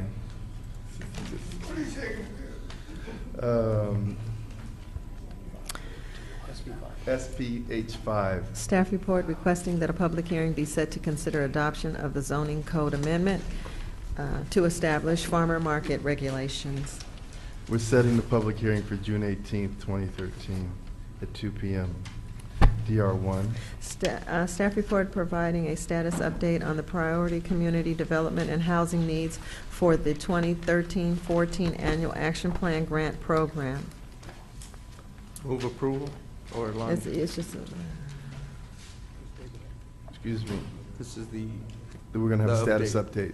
Mr. Pipkin, welcome. Congratulations. Oh, thank you, sir. Good afternoon, Mayor, City Council. Straighten myself out here. Okay, I wanted to give a status update because we are going through some challenges with HUD as they go through some challenges with the federal budget. As you may know, as of March 1st, 2013, the sequester took place within the federal budget across all departments. And of course, HUD is part of the broad federal structure of departments. We're currently looking at about a 5% cut in funds, and we still have not received our annual allotment of funding, and so we're still just working through that, and that's part of why I wanted to give the update. We have had our community meetings in here at City Hall and in District 1 and District 4. And this week, tomorrow, we will be having a community meeting to hear from the public at the Senior Center at 11 o'clock. And then we'll also have one tomorrow evening, District 3, and on Thursday evening in District 2. Okay, and the evening meetings are at 6 p.m. at the police cop centers. And the meeting for the seniors will be tomorrow at 11 o'clock at the Vincent Park Memorial Senior Center. Okay. The funding that we're looking at, it's going to be cut by about $124,000. That's projected. Okay, and so we're going to have to work through our numbers when we finally get them, and then allocate them for the public services, things such as senior meals and the fair housing counseling that we offer to residents in the city to help with any type of dispute resolution between either the landlord and the tenant or the tenant and landlord. We'll also have the home funds for the tenant-based rental assistance program coming out, and the Homeless Emergency Solutions Grant will also be part of that. So we've had the community meetings and the input. We're proud of our citizens. We sent out our brochures. We have 300 hard copies of the surveys. So if you're still needing to send that in, please send it in. You can fax it in, you can mail it in. It's due by Thursday, but if you mail it in, if it's postmarked by Thursday, we'll accept it. But you can just simply take the survey and tear it off and mail it in. And we also have 100 online surveys, which we're proud of. Thank you, everyone, for your input.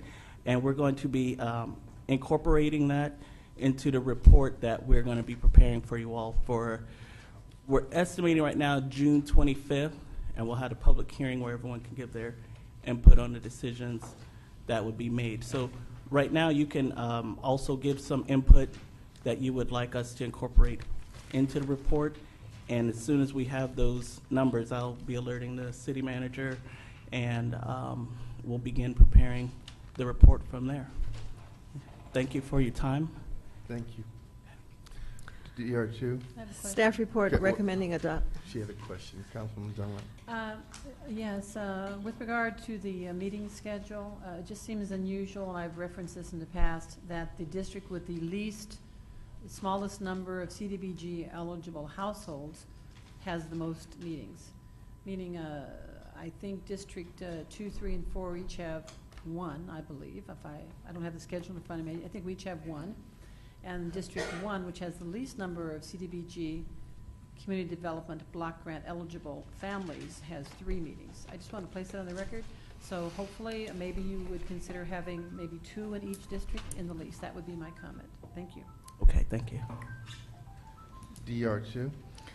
Staff report recommending adoption of a resolution pertaining to the overturning of the Planning Commission's denial of a special use permit 1166, request and design review for Barry Pierce to add 392 square feet to approximately 2,424 square foot beauty salon on a C2 zone property at 333 West Manchester Boulevard. Adopt our resolution. Second. Madam City Clerk. Council just members. One comment, please. One comment. Yes, I understand that the council as a whole, and that's what a democracy is all about, supports the outreach for the operator to have this amendment by the request for the special use permit. I just raised the concern that I raised at the last council meeting which came before us, that the due process is a concern to me, that here you have a person that was making modifications of a structure and without a permit, and then our city staff sees that structure in the process and stops the permit to continue, the development to continue until they come to the city hall to get a permit.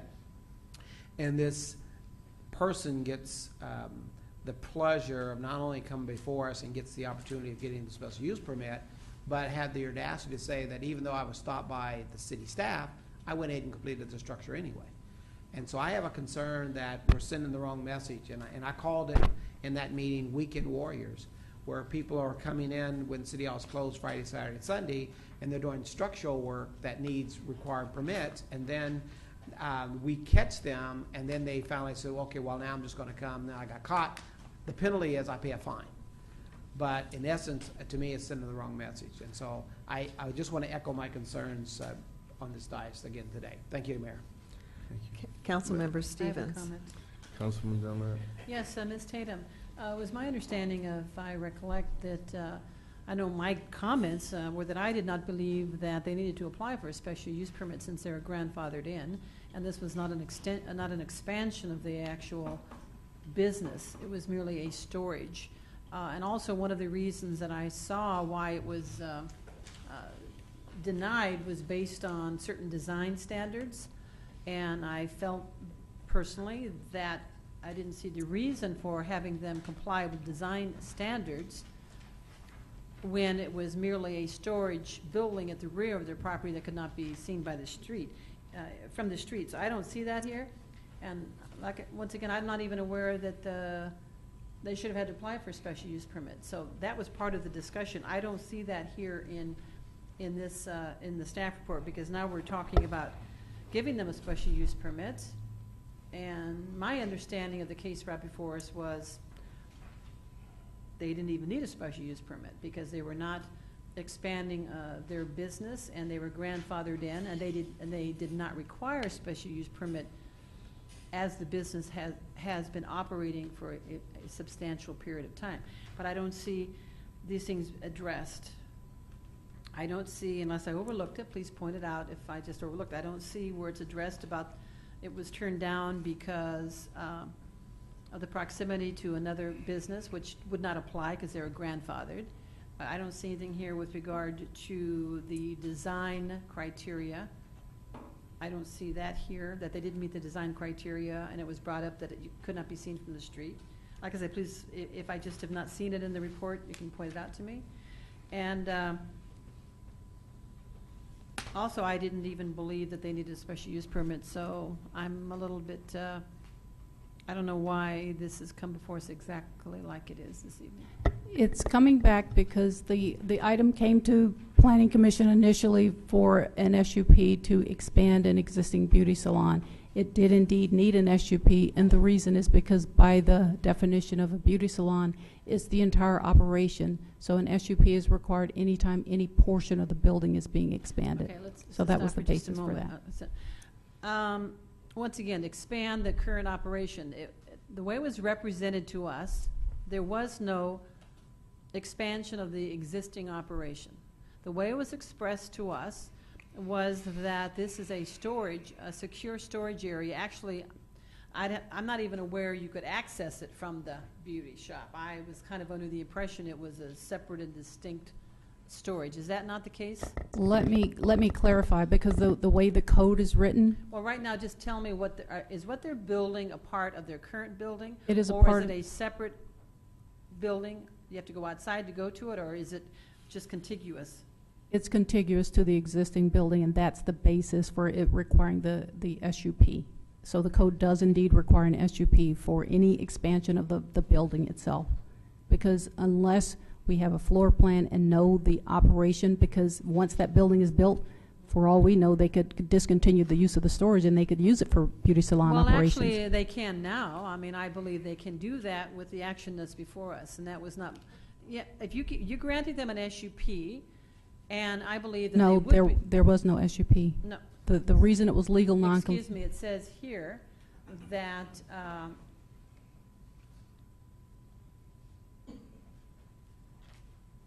anyway, it's my understanding, so they're not getting an SUP.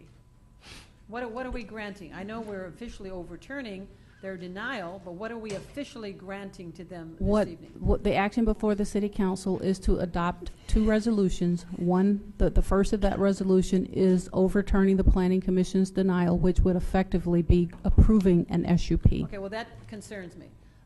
That concerns me because now you are giving them, we are as a city, giving them authority to expand their beauty shop. That's correct. Well, that was not my intent. I do not believe that's the way it was represented to us. And I don't believe and I'm going to repeat what I said before, I do not believe that what they brought before us or what they came to the city with even required a special use permit. And now I see a quagmire that we're going to be allowing a business to expand in a way that nobody's interested in having it expand. I don't think anyone up here is interested in it expanding. But if we give them this SUP, they have the ability to do that. So even though I supported overturning what I didn't believe they needed to ask for in the first place, I don't support this. So I have no intentions of supporting it. Thank you. Comment? Ms. Tatum, the major cross streets so that the public will know of this property? It's on Manchester. It's west of Crenshaw. On Manchester. So that's the nearest cross street, the nearest major Crenshaw. On Manchester, west of Crenshaw. All right. Now, here's my point, is that, so the public will know, that is in fact the little, there's the Shell station, what is it, Shell station, correct, on the corner there? Then you have the little boutique shops right along there. That's correct. And in back you have in back of there you have a mobile transmission tower for mobile phones. Now, Ms. Tatum, I am not in support of this for a couple of reasons. Number one, when the gentleman came here, he had it. His architect was here. He did not pull a permit for the structure. Number one. Number two, it's not keeping with our Art Deco, even though it's at the rear of the building. And their position, if I remember correctly, not if I remember correctly, their position was that because it's not at the front of the building, they do not have to, and we should not be concerned about it. But the reason why I'm concerned about it is whether it's in the front of the building or at the rear of the building, we do in fact have an Art Deco policy for that area, correct? That's correct. Okay, so if we simply start bending the rules for one, then we're going to have to start bending the rules for everyone. You know, years ago, it was I remember I grew up on 113th Street. You could not have a fence in front of your home taller than 3 feet. I grew up in Mr. Franklin's district. You could not have a fence in front of your home taller than 3 feet, and it was necessary for it to be cyclone metal. Today, you travel down the street that I grew up on, 113th Street, you see walls, you see fencing installed at 6 feet with spears on top. 6 feet in the front yard. Once we start down this road of making compromises, regardless whether the addition is in the back or in the front, regardless of how we feel, once we start doing that, then we set ourselves up for lowering our standards in this community. Many of the people moved to this community, quote unquote, middle class, and Mr. Pipkin was just here identifying that now we actually wish to classify everyone, or we're classifying people as low income. Well, I do not believe that our residents are low income, especially in the first district. I believe that a lot of it is due to the fact that we apply for federal funds and we wish to qualify for them and then disqualify those individuals, the very individuals that we're applying the money for, based upon the demographics of their ethnicity. So I would just like to ask you one more question, Ms. Tatum. Why is there not a picture of the real issue?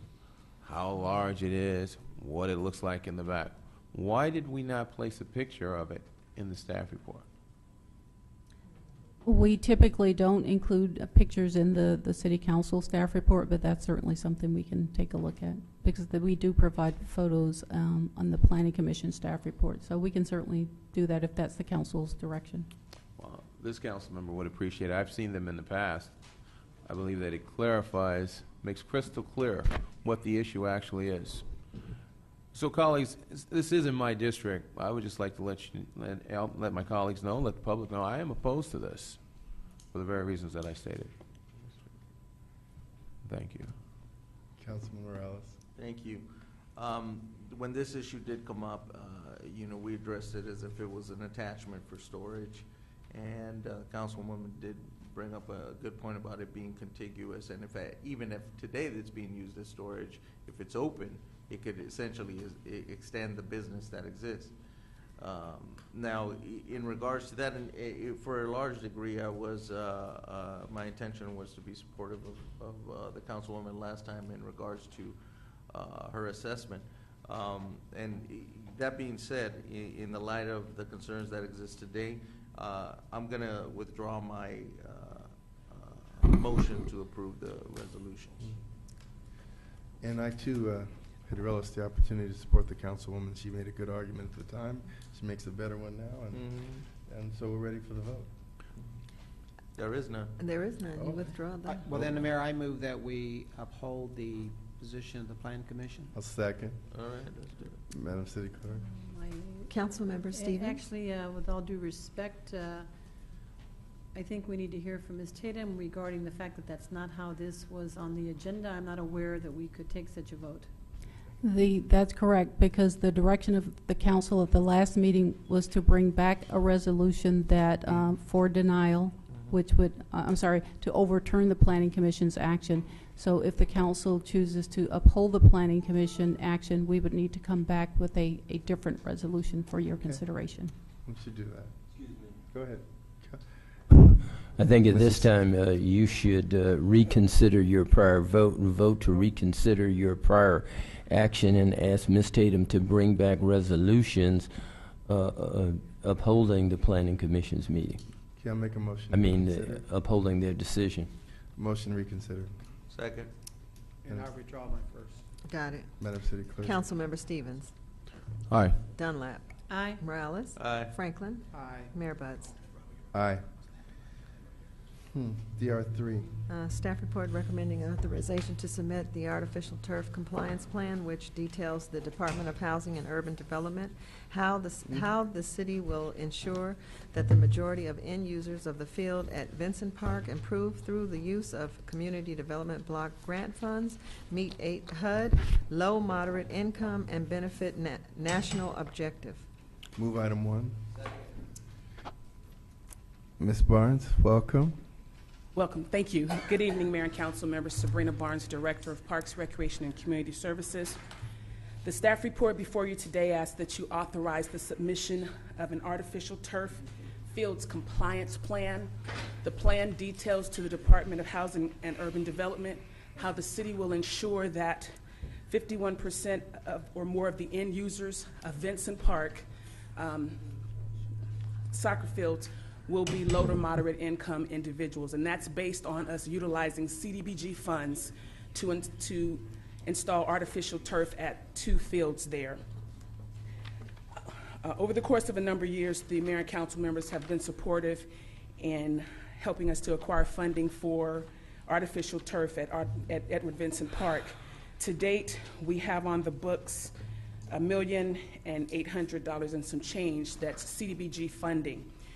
We were all ready to start developing the fields. We had Somas who had been contracted to do the design work. That design work was completed in late 2011. About the same time, the Department of Housing and Urban Development representatives came out to do an audit of our project to ensure that we were meeting HUD standards. From that, they posed a series of questions to us that over the course of the year we've been answering. Now there's one question that is still needs to be settled, and that is for the city to tell and then demonstrate how we will make sure that our project meets HUD's low to moderate benefit area objective, which means that 51% of the users of the fields have to fall within a certain income level. It's not simply enough that Vincent Park is located in a CDBG area because of its draw, so they want to ensure that the right audience is being able to take advantage of the project. With that, we have put together a compliance plan which we believe will help us to comply with HUD's requirement, and it basically involves a real strict reservation and screening process so we know who's utilizing the field. It does not mean that individuals who are not low to moderate income cannot use it. It's just that we will be monitoring it to ensure that we are serving at least 51% low to moderate. Quickly, the plan involves us making sure that anyone that uses the field completes a facility reservation form. That's for groups in advance. That they also provide a team roster that provides at the minimum their name, address, phone numbers, and the team members participant. There's also a self-certification form that will be completed by each person utilizing the field that lets them say specifically in writing and document what they say their income is, and then we compare it to the HUD numbers. You have a chart here in the staff report that details what is considered to be HUD eligible. Then for those individuals who may just walk up to the field and want to play on the field, we will have staff there that will check individuals in per se. They will have them to fill out the self-certification form and also list their name, address, and phone number. Based on our current practice, we do establish a priority of use, ensuring that the city's program needs are met, and then that we serve our residents, youth, seniors, and disabled, and then adult groups that are residents, and then non-residents. We expect to submit this to HUD. It usually takes them anywhere from 30 to 60 days to respond to our inquiries. Once they have given us the go-ahead, then we can proceed with the use of funds. Once they're comfortable that we can ensure that we are serving low to moderate income individuals. Upon their approval, we would then advise you of such and be prepared to move on with the installation of the turf at the fields. That completes my report. Questions? Comment? Councilman Stevens? Ms. Barnes, presently we have our tennis courts. They were remodeled some time ago, years ago. When we remodeled them, did we remodel them with CDBG block grant dollars? I don't have that information specifically, but I believe those were county funds. County that were used funds? for that. County funds do not have a income restriction. Is that not correct? That is correct. Okay. And so when we did that, we also have an attendant at that location too, who's currently he's working for free, correct? He's a volunteer. He is a volunteer. That is correct. He formerly was paid, compensated, but presently today he is a volunteer, meaning that he's working for free, giving up his time because he believes in the game of tennis, but he also believes that it is a tool that can be used for the youth, keep them off the streets. I've met him. But here's my concern. You know, one of my jobs as a council person is to ensure, at least to simply apply a common sense approach to an issue such as this, because here's what you're not thinking about, I feel, that I'm concerned with, is that we have two groups. We have the Pop Warner football leaguers, the kids who play football, and they use the hills. They run up and down the hills, imagining that it's actually flat to practice on. There's about, I'd say there must be, at the height of their season, they must have about 50. And this park is in my district, correct, Ms. Barnes? Yes, it is. And so they line up their fields up and down the hills. They run back and forth. They do not have enough room. And they're in direct competition oftentimes with soccer players. Now, here's my concern. If either group decides that, man, if we just simply could prove that their organization, correct me if I'm wrong, you're going to base the income level based upon the document that is here. That, by the way, each parent will sign, understanding I acknowledge that making a false statement is also a felony under California state law and may result in criminal charges including perjury and grand theft, filing false documents with a public office, and obtaining money under false premises. This is what the parent shall sign, correct? Correct. Now, so each one of those parents of these organizations is going to sign this document here.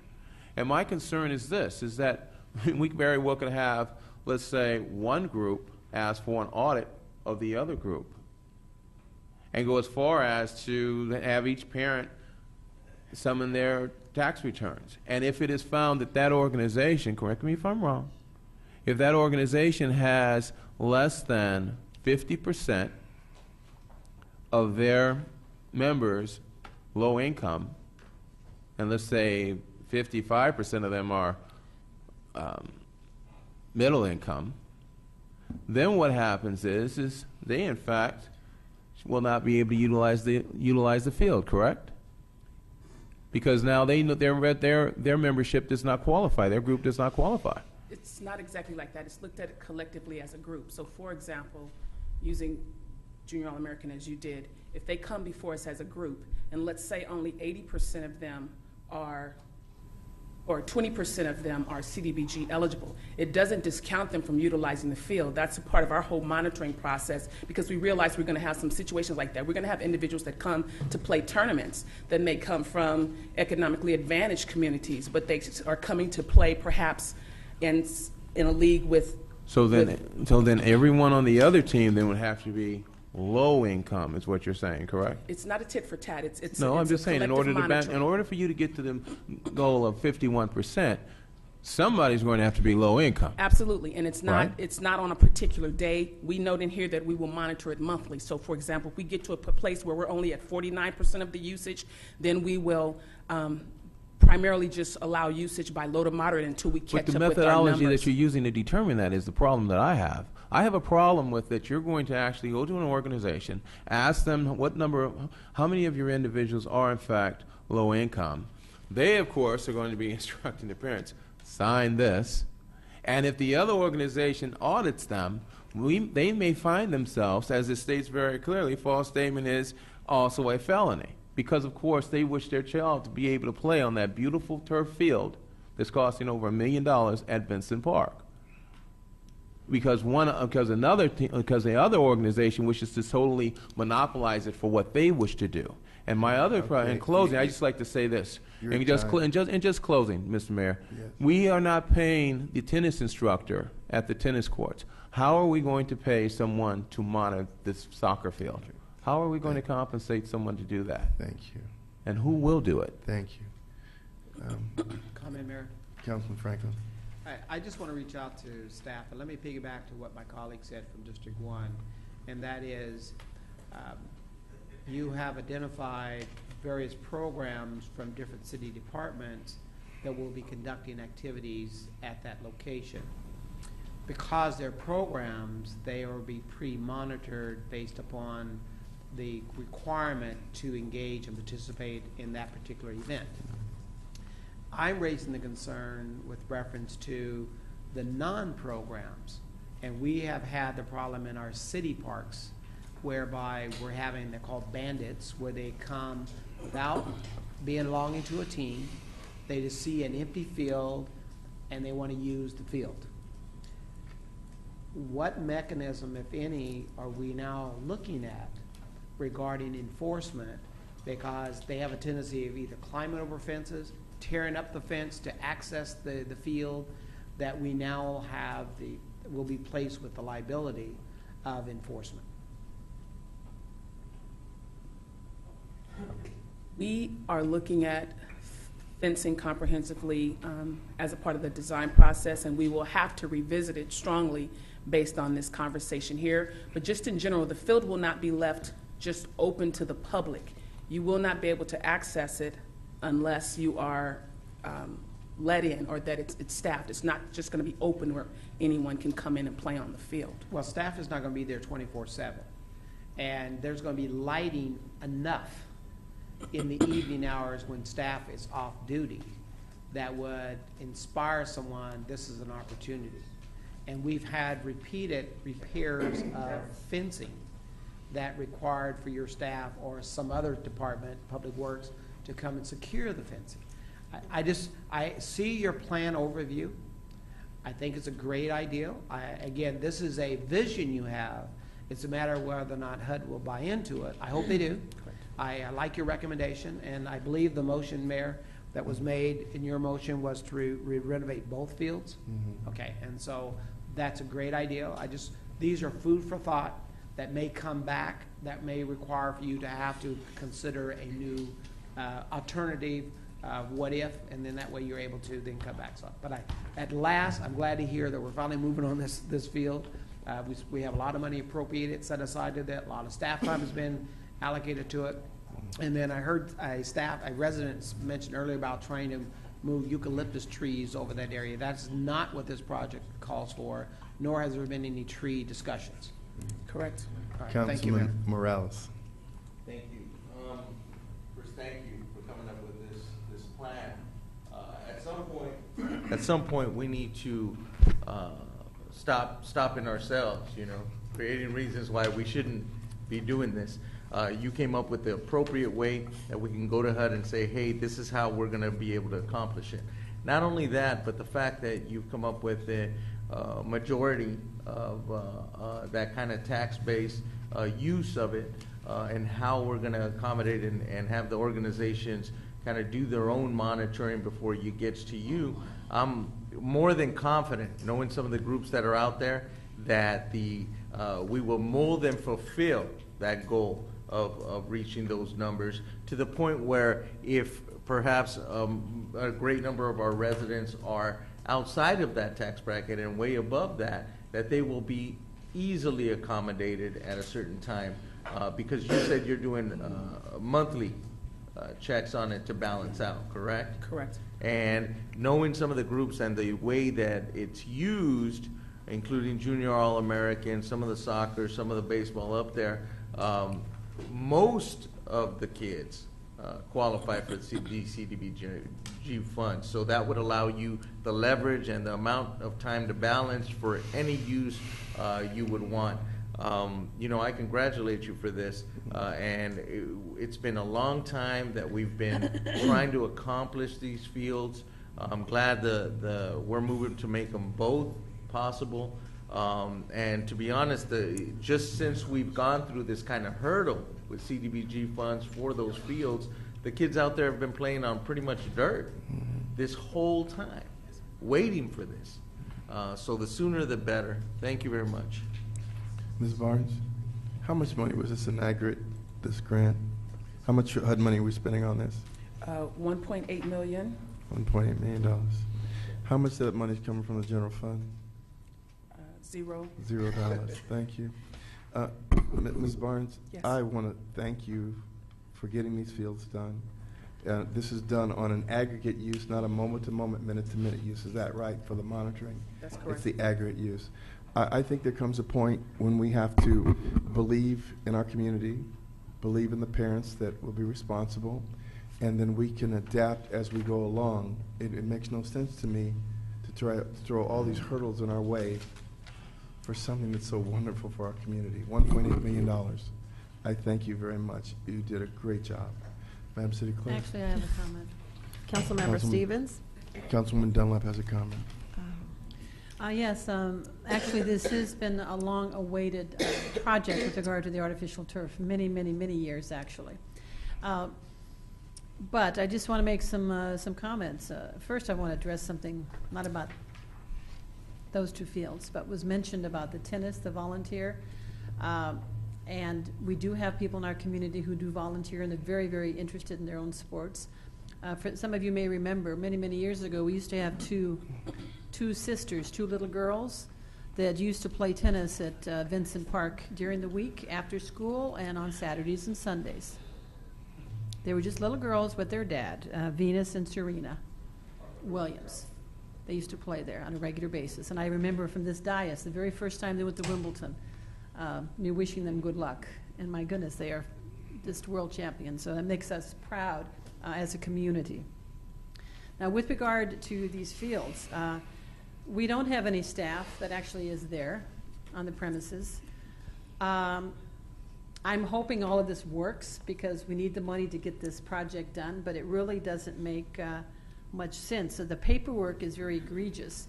I mean, it's because your child wants to play football on a public property, a city park, or play soccer, you have to sign a statement under penalty of perjury and jail time. I mean, my gosh, I mean, that's just frightening on its face.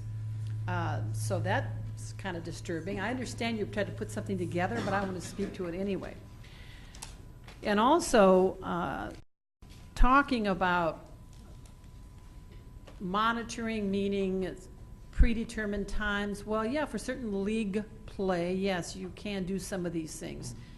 But I would suggest that maybe some of the individuals who don't qualify, they just don't put their names on the list to skew their figures. It's just very easy to do that. But more importantly, I'm concerned about the general public. This is a regional park.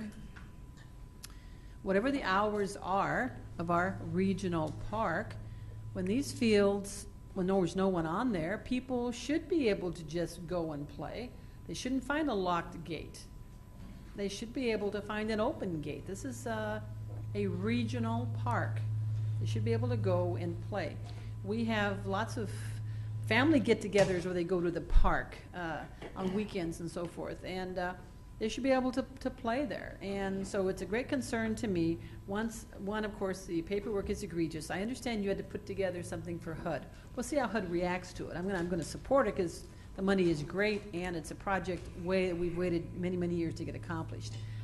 I'm hoping that we can eventually work out some of these kinks if HUD does approve it.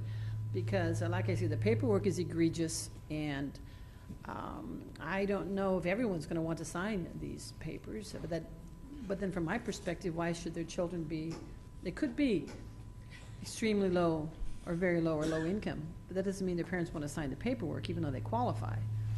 And once again, I don't think the gate should be locked under any circumstance. And just because a team signs up, let's say everybody fills out the paperwork, they follow all the little rules that we've set up, and they go and play, and then they leave the field, and someone else wants to come, what, they can't play? I mean, it just doesn't make sense to me. There's so much record keeping here, and I'm hoping that we will be able to follow through with some staffing because we don't have people there. If we have a team that's signed up for, say, 3 in the afternoon, and the team shows up at 3 and they sign up and they comply, and then somebody else shows up at 5 and it's open, I mean, there's no one playing on it, I should say, they should be able to play. Because, well, I'm going to reiterate, it's a regional park. So I think we've attempted to solve the problem to get the funding, and I do appreciate the efforts put in there. But it doesn't seem real workable. But we'll see what HUD says, and then we'll go from there to do what we can to make sure our entire community is accommodated with this regional park and everybody has an opportunity to play there. Thank you. Madam City Clerk. Councilmember Stevens. Aye. Dunlap. Aye. Morales. Aye. Franklin. Aye. Mayor Butts. Aye. DR4. Staff report providing a status update on the progress of a residential sound installation program and achieving the mayor and city council's goal to installate 1,000 homes in 12 months. Mr. Esparza, welcome back. Good afternoon, David Esparza.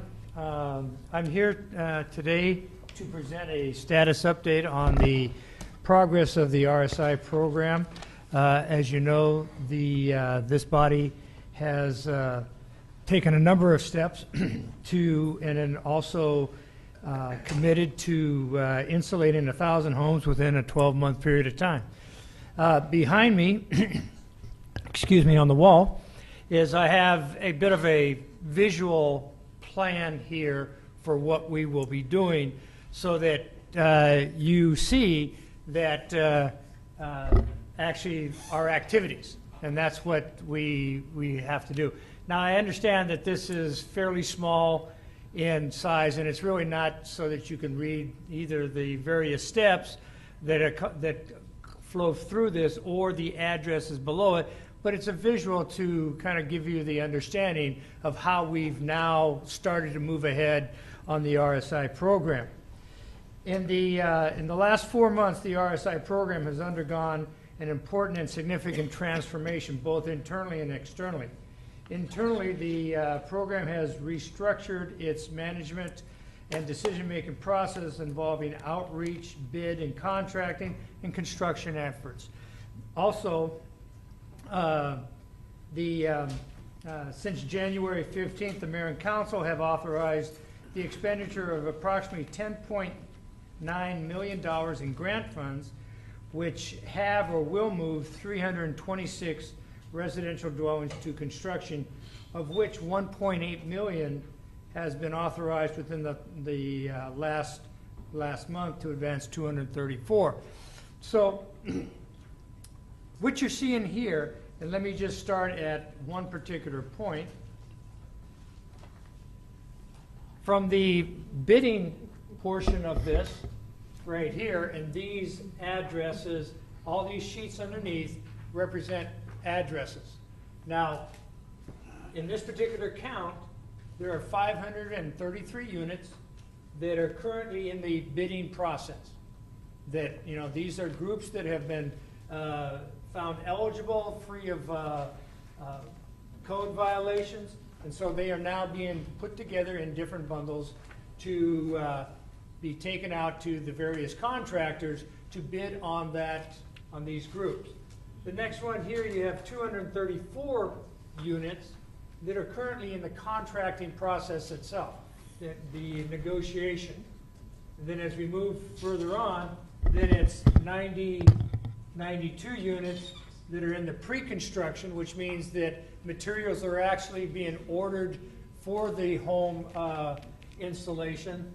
And then here in this one, there are currently 49 units being under construction. And then in this last sheet here, you see that there's 249 units that are in the post-construction or closeout phase of the program. So what I'm saying is, from this point to this very end, we have 1,157 units that are now in the pipeline in various stages of being completed in this 12-month period of time that we have stretched across this chart with the yellow arrow. All right? That's the framework that we're working on. Now, it also then says, well, we have a number of units to the left of this. So here you see that there's 812 units that are now have been sent letters to ask if the resident and the property owner is interested in participating in the program. Of this 812, we've received responses back from 356, of which, you know, some of these plus some others have now gone. We have a total of 384 that are in the active process of moving from this into the design phase. All right? And then the design phase, currently there's 99. So from here, there's 1,154. Over on this side, there's about 705, I believe is the number. And if you think about this in terms, this is this year, and the 705 are the ones that we are preparing for 2014.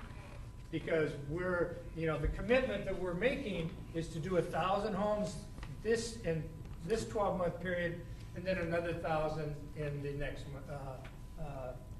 calendar year. So, just to give you, What calendar, it was 12 months. You're going from March to March, right? Yes. Not calendar, okay. Yeah, it's actually gonna stretch over because we set this up to coincide with your agreement with Lowell. Okay. All right, and so that really was the start of the clock as far as getting this done and making our commitment. So it is a March to March time frame, and that's the reason why I've talked about 12 months versus just 2013. But this portion basically tells us that we're not just focusing on what we're doing this year, but we're also planning for next year, because we want to make 1,000 homes again in the next 12 months that go beyond this, which would be March of 2014 to March of 2015. So, and for example, now with this, formatted, because we have this into a database, should somebody be interested in a particular address, your address, and let's just say 8720 South 2nd Avenue, we now know that 8720 is in this batch that was, recently sent out, and that that address has responded and is now being moved into this process to be completed. So it's not, I know that, excuse me, in the past there's been a lot of kind of anxiety and a little confusion as to where is my home. I signed up for this program years ago. Well, now, as a result of this, starting to coordinate this whole effort, through this, we can now tell you exactly where your resident is, in this whole process. So if you're here in the bidding process, we can tell you that, you're here, and it'll take an amount of time to actually then go through the bidding and then the contracting process beyond that. So hopefully this provides more information to the residents, less confusion to them, and gives them a sense of, they're not going to be waiting forever, for their homes to be insulated. So I hope that this, provides, some insight to the residents and to the council. And again, I can say that the personnel in the residential sound insulation program are committed to getting these 1,000 units done. I also want to acknowledge our partner, and that's CSDA. There's a representative of the company here today. They have been, I brought a contract to the council a few weeks back that, asked for their approval, for your approval, and bringing them on as partners in this effort, and they are on board and actually working with us to start coordinating much of the efforts here. I'll answer any question that you might have regarding this, but all in all, I'm very very happy with the progress and also the efforts of staff and our consulting team. Thank you. Comments? Yes, I would just like to thank Mr. Esparza very much for getting us back on track. I like the organization, and I think we're going to be able to meet our goal. I appreciate all the hard work that you put in. And I'm sure the members of this body know that you and members of your staff are here on Fridays when City Hall is closed, and on the weekend as well. You certainly put in that extra effort, and we appreciate it. Thank you. Thank you. Okay. Thank you, Mr. Esparza. Good job. DR5. Staff report. I'm sorry. Comment? Oh, yeah. Thank you. Mr. Sparson, just for the record, after the 1,000 units are completed, how many homes do we have left still to sound insulate? Just so the public does not believe that, that this is the end-all, be-all. How many more do we have after this 1,000? Currently, we've completed about 4,800. This puts another 1,200, there, so that brings our total up to 6,000. And then after that, and then if we count the 705 that are in there, that will be, almost 7,000. So there would be about another 1,700 that are in the total universe. So, that's correct. So after this is completed, we have just shy of 2,000 units left to sound insulated. Because that 1,700 figure does not include in the block, correct? That is correct. So we have another 300 in the block residences also that would need to be sound insulated. Right. So I just wanted to have clarity. But Mr. Sparcy, you are doing an outstanding job. Thank But you. I just wanted to make sure that the public clearly understands that in no way is this completion of all the homes that should be sound insulated in the city of Inglewood. We still have in the block, and we still have 1,700 more homes that must be sound insulated. Thank you, Mr. Sparson. We have That's to it. receive and file. DR 5. Wait, I just need you to receive. Receive and file. Okay, thank you. DR 5. Report pertaining to the fiscal year 2012-13 mid-year budget review report. Good evening, Mayor and City Council. In an effort to create the highest level of fiscal clarity, City staff presents quarterly and mid-year reports to the City Council each year. These reports provide the Council with the status of the current fiscal year budget and ensures that there's no surprises regarding the fiscal condition of the city. I've worked with David Esparza and the staff to prepare the FY 12-13 mid-year report for your consideration. As you will see from the presentation, revenues and expenditures are tracking as expected, and if current conditions in the economy continue to exist, coupled with judicious expenditures by city staff, it is anticipated that the city will end the year with a balanced budget. The overall budget picture at this juncture can be described as positive. However, I want to caution the public and the City Council that we are not in a financial position to begin to increase service levels nor eliminate employee furloughs. There are a number of costs that continue to outpace revenues. Most significant are the PERS and retiree health care costs. As you may recall, the 5-year forecast that was presented to you last year made it clear that the city will have to continue to make significant cuts in order to balance future budgets. If you recall also, the projected shortfall for the next 5 years ranges from $4 to $5 million. Staff will continue to revise the 5-year forecast based on economic conditions. We will also continue to present budget strategies that will allow the city to have a balanced budget. In conclusion, there have been questions as to whether or not the city has a structurally balanced budget or not. After conferring with the Government Finance Officers Association, they have confirmed for us that based on the FY 12-13 budget balancing strategies approved by the City Council, the city does have a budget that is structurally balanced. And with that as an introduction, I'd like to introduce David Esparza to make his presentation. May I make a comment?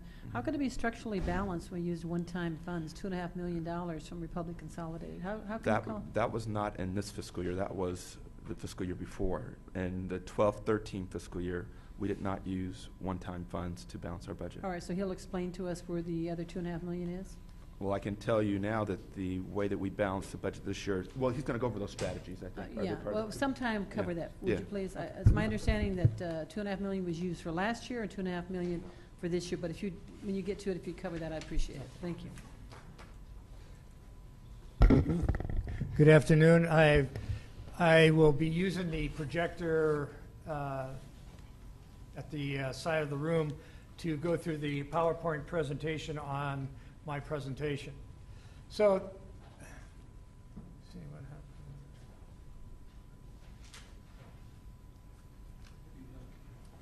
There we go. So again, we will start with the snapshot of key economic indicators that we've used in the past. You can see that, once again, I'm glad to report that our property taxes, are continuing to be upward, although it's a slight increase. We're seeing about a 1 to 2% increase in taxable value. Sales tax are up also. If I remember reporting in the first quarter that they were up 6% over the last 5 quarters. Currently, they're up 6.6% over the last 6. So again, we're seeing positive movement in that area. We're seeing modest increases in building permit fees.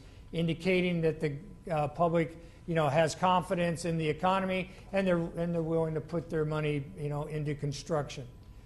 Utility user taxes, we're seeing they're rather stable. Increase in water as a result of the rate increase, and a decrease in telecom. The hotel tax, whoops, wait a minute, what happened there? I missed one. The hotel tax also is going up. There's been a higher room usage, which then results in higher hotel tax, or the transit occupancy tax. Oh, there you go, hotel tax is up. I got misaligned or something. Unemployment, Hollywood Park, I'm sorry, I skipped that. Hollywood Park is stable. We're currently maintaining the revenues from Hollywood Park, and so there's stability in that. And again, if you remember in my last report in the first quarter, I indicated that the city received $3.9 million in revenues from Hollywood Park to act as a stabilizing factor in our revenues. This wasn't new money. It was to act as a stabilizing for any decreases in sales tax, racetrack fees that we would start to see. And so that's, that part has come in, and that will stabilize those revenues. Unemployment in the region is down over last year. And then city expenditures are also down, and they're under budget for both the first and second quarters. So all of these that we use as just a snapshot are favorable, or at least steady with our expectations. Again, this is our starting point, October 1. The revenues were $78.9 million. Expenditures were $83.3 million. And so there was a shortfall of $4.3 million. That $4.3 million was bridged using a workforce reduction plan that was to save the city $2.5 million. Freezing vacant positions was to save the city $1.3 million. New revenues from fee increases was to provide $250,000, and administrative efficiencies were supposed to save $250,000. Last time I commented, and I'll comment again this time, that the revenue fee increases have not approached $250,000. So that is a shortfall in this bridge that we'll have to make up in other areas, and in fact, the city has done so. Excuse me, David, can you go back to that slide one more time? Yeah. Just for clarification, that workforce reduction plan is referring to the furlough, so it's not a reduction. We didn't eliminate or lay off any employees as a result of that. So correct. Yeah. Yeah, I'm sorry. The freezing of vacant general fund positions, I reported at the first quarter that we had saved, there were 20 positions that were held vacant. Currently at mid-year, there's 28. So there's 8 more positions that are vacant now. The 6-month projection is for $1.4 million in savings, and you can see there that the anticipated savings in the bridge was 1.3. All right. This does not include the full year of MOU required salary step increases. So those will, have some effect on this as we go through the end of the year. But at this particular point, we're projecting a $1.4 million savings by year end, which would then exceed the anticipated savings by about $100,000. This was the chart that we used last time and continue to use to show the degree of variances that we are expecting in the budget as we start to evaluate the city's performance. If you remember my conversation then, in the first 2 months and even into December, we allow for a 10% variance. We stepped that down to 7% in December and February and March. And then in March, May, March and April, May, we start to look at 5%. So that's how we start to make sure that we stay on track, understanding that there are fluctuations in both expenditures and revenues throughout the year, but surely by the time we get to the very end, we need to be within 1%. Here's our revenue performance, and as you can see here, from all of these numbers right down there, we are within that 5% variance tolerance for this point of the year. And actually, in some cases, we're above. You can see the property taxes are above by 5.6%, compared to what if you just took a proportionate share of the full year's revenue and divided it by 12. So we're actually showing better. But I also caution, people to think that, property taxes are very cyclical. They come in January, December, and again in April, or May. It's May. So that will be that fluctuation there will start to even out as we get through the rest of the year. Down here, also other local taxes. We see 57%. We expect that to even out by the end of the year too, because those a lot of those taxes are sent back to us from the county and the state, and so we get them in chunks and not as a smooth disbursement over the year. As you can see, our revenues are up 1%. So we're ahead by 1% of what we had planned at this particular point of the year. Utility, again, this is a chart that I used the last time, but to give you kind of an update on that, utility users tax are up $218,000 or 3%. Sales taxes are up $533,000 or 9%. Property taxes are up $2.3 million. However, I did not put the percentage there because there was some fluctuation that would have made this about 23%, and I didn't want to mislead there, so I just left that off. But other local taxes are up by $236,000 or 3%. And again, this does not account for cyclical or seasonal fluctuation. So here's the chart that I love, and because I'm just a nerd, I guess, I don't know. But anyway, this is the one that we showed last time, and we saw that last time, and I actually have it. Oh, here we go. We saw that our trend line for the end of the year was tracking just below the proportionate distribution of our revenues throughout the year. All right, accounting for the fluctuation now, we see that there's our property tax bump in January, which now brings this line up and start to ease our projection line above the proportionate revenue line. All right, but again, I caution you, because although this is good news for us, telling us that we're on track, we do expect this to flatten out as we go through the rest of the year. Expenditures. Here's good news as well, because you can see that we're seeing a significant decrease in our expenditures, 8%. So our revenues are up by 1%, our expenses are down 8%. And so you can see that all of the police and fire is at 46% or 4% below. General government is at 28%. However, that will be fluctuating as well in the coming months. And then Parks and Rec is at 41%. Community development is at 38%. Public Works 37%. And then the last one, financing costs, at 24%. We're expecting these to fluctuate as well as we get into the summer months. But the good news is that through prudence and good management and direction, from the city manager, we are holding our expenses below our projected amounts by 8%.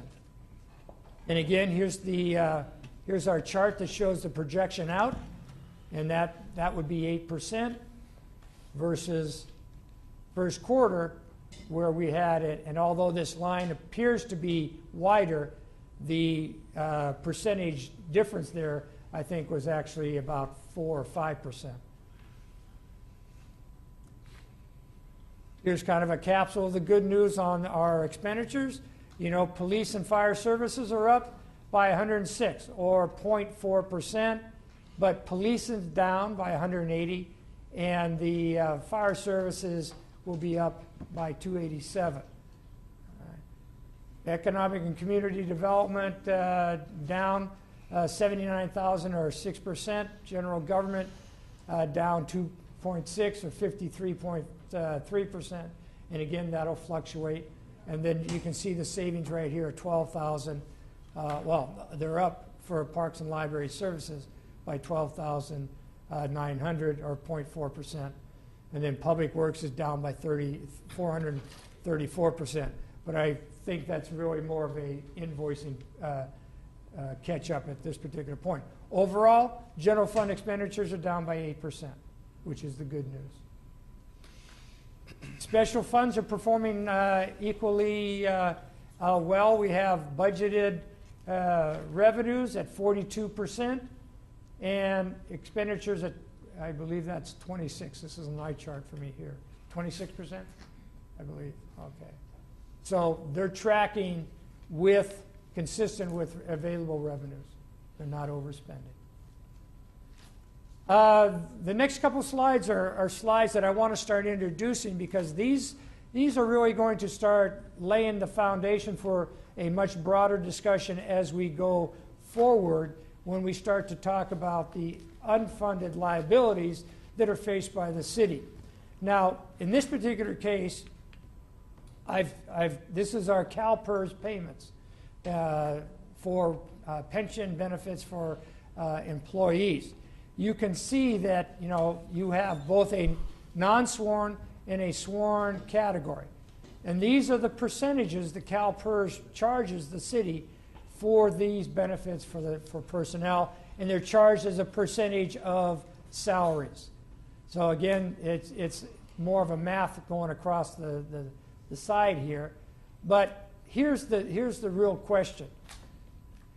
In 2012-13, our charges for pension benefits are $14,027,480. All right.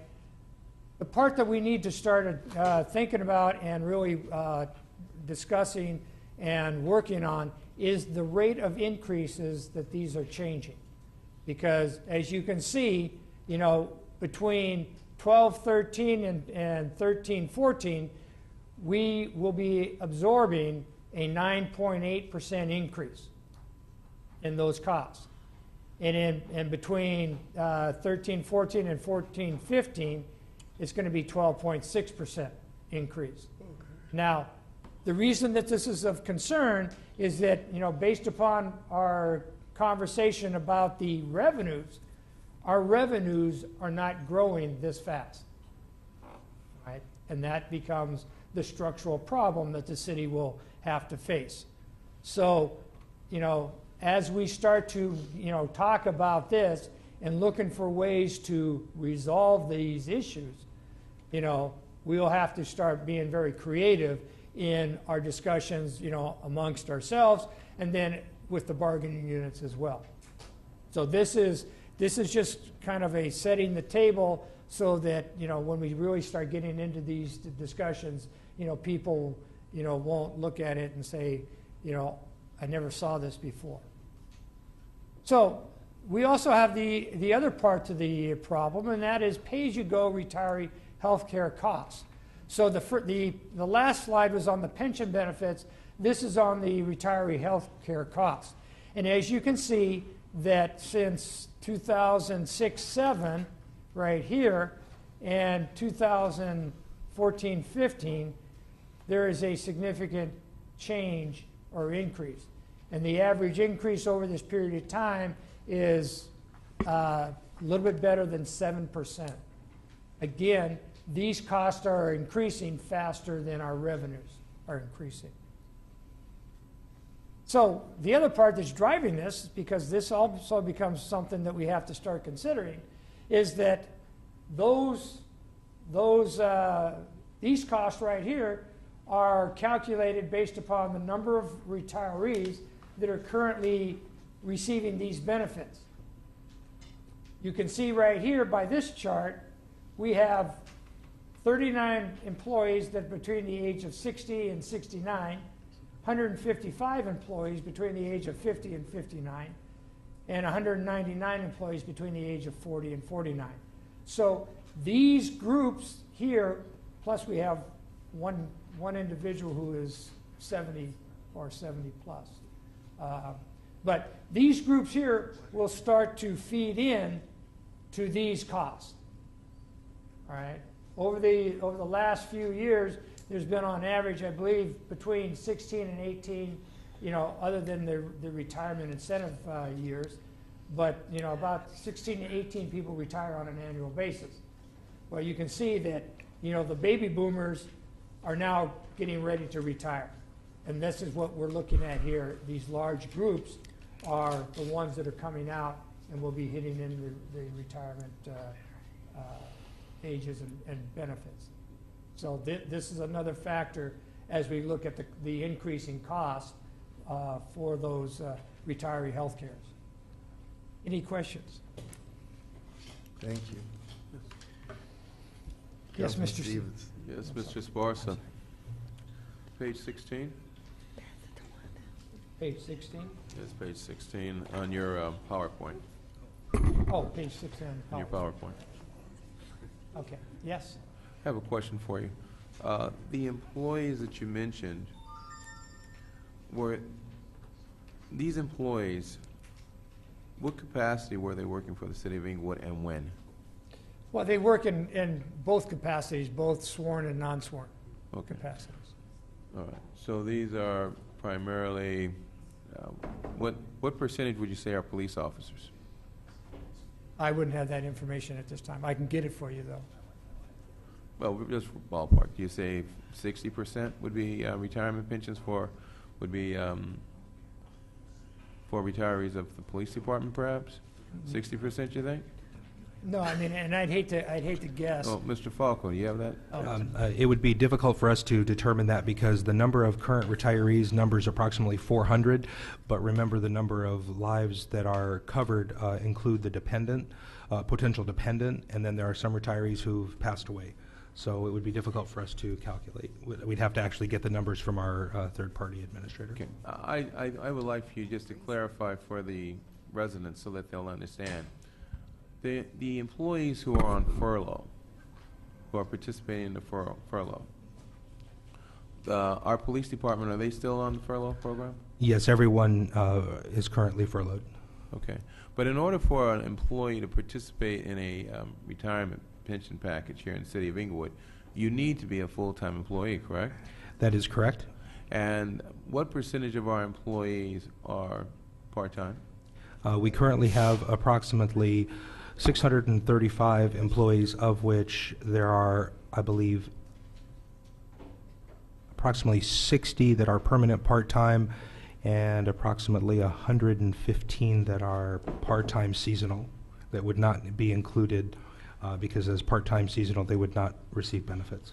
So we have 60 employees that are permanent part-time. We have 115 that are seasonal. Now those 115 that are seasonal, just so the public will know, where do they, Parks and Recreation is one. Where else do they work? Actually, they work all over the city. We have part-time staff in virtually every department, including the police department. Okay. And so they're part-timers, so they do not participate in the retirement pension package, correct? Correct. They do not participate in CalPERS unless they happen to have already been a member of CalPERS and came over. The CalPERS does recognize part-time service if you are already a member, but if you're not a member of CalPERS, then you would not be enrolled. Would you say that the bulk of the 60 employees who are permanent part-time, would you say that the bulk of those individuals are those individuals who are out in the field working in the trucks who our residents will come mostly in contact with? I would have to look at the breakdown. I could pick just about every department that has a permanent part-time employee. Well, let's say Public Works. How many employees from Public Works are actually permanent part-time? I'm sorry, I don't know the answer offhand. The concept of a permanent part-time employee is something that was generated a number of years ago.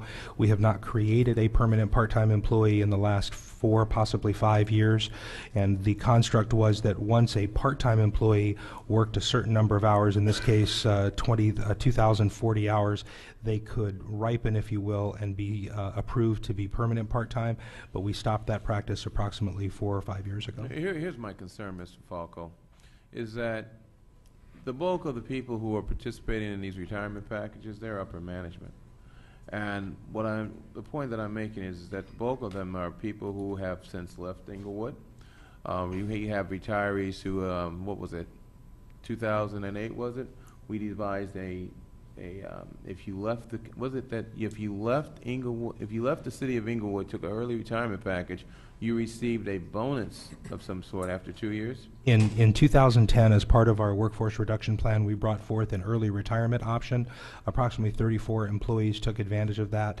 And to answer your prior question, no, sir. The largest bargaining unit is actually the Service Employee International Union, which is the general non-management hourly employees. They would also be considered the largest of the full-time staff. In addition, those that are permanent part-time, the 60 that I mentioned, are also part of SEIU. So they actually are bargained for on behalf of that unit. So it is the largest unit. I believe there's close to 290 people in that group, which is more than half the staff. But the percentage of retirement is a disparate. There's a disparate impact in reference to. All right. It's extreme. We're at time, sir. Well, could I please have just 1 last minute, sir? Yes, please. Okay, thank you. Mr. Falco, just so the public clearly understands, is that in 2010, the individuals who participated in that retirement, there was the individual who was with the CSI division, the community service, with the waste. He would go around and he would pursue those individuals who were pilfering our aluminum bottles and cans from our trash hauler. He took an early retirement. Okay. Remember? Okay. I don't know offhand. I don't recall the 34 but people. the individuals who participated in that, weren't they upper management? Or middle management, I should say? I can go back and look at the item from October of 2010, but I believe it was a fairly consistent cross-section of all the employee groups, specifically SEIU and IMEO. I do not recall there being any IEO or executive members. The other groups, which would have included at the time, the police were not included. Left. Mr. Weinberg's participating in that new program, correct? Mr. Weinberg retired from the city in 2005. Yes, but when he came back to the city in 2011, wasn't it? He's now participating in that. No, sir. No, sir. He came back as a PERS annuitant and was authorized to work as a interim city manager for approximately 6 months. That's separate and apart. The city did not pay PERS any PERS on him. Any PERS contributions on his behalf. Thank you. All that for that. Madam City Clerk, I believe we're now at CM1. Well, actually, I have a couple of questions. Please. Yeah. When you had up on your chart on page 2, there's a decrease in telecom. What were you referring to?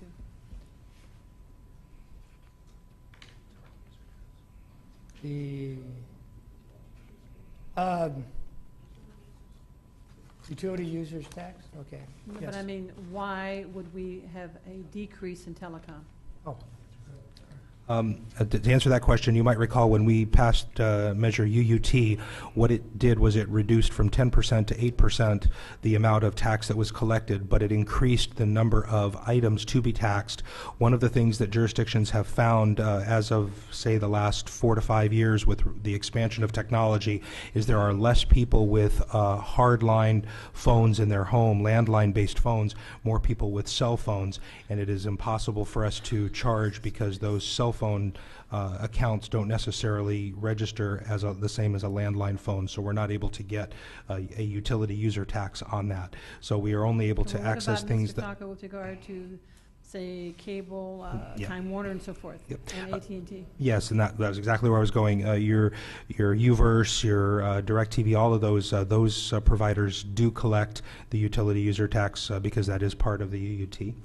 So then, an additional reason could be maybe that those entities are losing customers as well, possibly. That could be possible, yes. All right, also, you mentioned where you have Hollywood Park and you have Stable, are you speaking of both racing, horse racing, and the casino when you say Hollywood Park in this chart? Yes, I am. And actually, again, we're starting to see some fluctuation in sales tax from Hollywood Park, which, basically then uses that $3.9 million in order to augment and make that revenue source whole. That was the purpose of the 3.9. Okay, and that's redevelopment agency money? That was, the 3.9 million was placed in the budget for this year? No, it's not redevelopment money. It came from, the source again was? Those monies are being reimbursed to the city for work that we would have, well, as council, as, No, but didn't we, yeah, now, right. like I said, maybe I'm not remembering correctly, didn't we give them X amount of dollars and they paid back to us based on certain shortfalls, based on That's work? correct, yes. Well, the original money that we gave to them came from where? I need to get back to you on that, but I believe it is redevelopment money, but Right, I'll well, need to that's confirm what- that, yeah. Yeah, it is redevelopment, thank you. Yes. Yeah, the redevelopment money that we gave to them, I'm forgetting the exact amount. Do you recall, Mr. Esparza? No, I do not. I know that we have 3.9 for this year. Mm-hmm. So once again, to me, this is like somewhat not real money with regard to its money we gave to them and they gave it back to us and we have it in the budget, the 3.9 million. It kind of concerns me with regard to when you mentioned that we have a structurally balanced budget. And also, I didn't hear you, Mr. Sparsa, speak to the whereabouts of the $5 million, the upfront money from our new trash hauler. We received $5 million. It was my understanding, and please correct if I'm wrong, it's my understanding that we used 2.5 million of that 5 million in budget year 2011-2012 to fill up gaps. That's correct. And then for 12-13, this budget year, the other 2.5 million was placed. In reserves. Right, but it's in, it's absolutely in reserve. So if one were to go to our reserve account, because I didn't see that in the report. Mhm. So if one were to look at our reserves, we have 2.5 million in reserves. It was not placed in the budget in any way. That's correct. Okay, well, that's good to know. Yeah. No, I there's, would've- and Sharon can correct me if I'm wrong, but I think currently we have $4.8 million in reserves. Great. I would have liked to have seen the entire 5 million from the waste hauler go into our reserves, but I'm glad that at least the 2.5 million. So thank you very much for the excellent report. I greatly appreciate it. Thank you, Mr. Fields, as well, and Mr. Falco. Mr. Fields and Mr. Falco, you've done an excellent job, and I'm really glad to see that you've structured your presentation so people understand that we've come a long ways, but we still have mountains to climb. And the emphasis for us is going to be to maintain services and people as best we can as we grow revenue and economic development in the city. And I want everyone to understand that that is the plan. Right now we're treading water, and we're doing a lot better than we have in years past, but we still have to grow revenues. We need to become a destination city so that people from outside our area come and spend their money, generate sales taxes, so that we can provide the level of services we're accustomed to doing. Thank you very much, gentlemen, Mr. Fields, Mrs. Barza, and Mr. Falco. Now we will receive and file. What's that? Receive and file. Oh, receive and file. We're going to call to order the City of Inglewood as a successor agency. A quorum is present. CSA 2. Monthly Treasurer's Report for the month ending January 31st. Receive and file. Adjourn the successor agency. Call to order the Inglewood Housing Authority. A quorum is present. H2. A monthly Treasurer's Report for the month ending January 31st, 2013. Receive and file. Adjourn the Inglewood Housing Authority. Call to order the Inglewood Public Financing Authority. Quorum is present. F1. Monthly F1. Treasurer's Report for the month ending January 31st, 2012. Receive and file. 2013, I'm sorry. Receive and file. Adjourn the Public Financing Authority. City Council. City quorum is Council. present. CM1, CM1. No city manager reports. A1. Good afternoon, Mr. Mayor, members of the council. There's a closed session held as to CS1 closed session, confidential attorney-client privilege, pending litigation under Government Code Section 54956.9A, workers' compensation claim of Dean D. Hyam. Request a motion to authorize settlement. I so move. Second. Madam City Clerk. Councilmember Stevens. Aye. Dunlap. Aye. Franklin. Aye. Mayor Butts. Aye. There was a closed session held as to CS2 closed session, confidential attorney-client privilege, potential litigation under Government Code Section 54956.9B1, claim of Fury International. Request a motion to authorize execution of a tolling agreement. So moved. Second. Madam City Clerk. Councilmember Stevens. Aye. Dunlap. Aye. Franklin. Aye. Mayor Butts. Aye. There was a closed session held as to CS3 closed session, confidential attorney-client privilege, potential litigation under Government Code Section 54956.9B1, claim of Brookhalter Niemer. Request a motion to authorize payment of billings. So move. Second. Madam City Clerk. Councilmember Stevens. Aye. Dunlap. Aye. Franklin. Aye. Mayor Butts. Aye.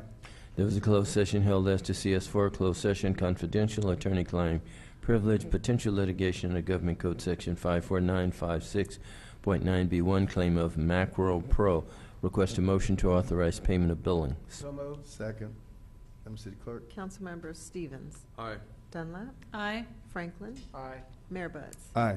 There was a closed session held as to CS5 closed session, confidential attorney-client privilege, potential litigation under Government Code Section 54956.9B1, claim of Carl Warren, Inc.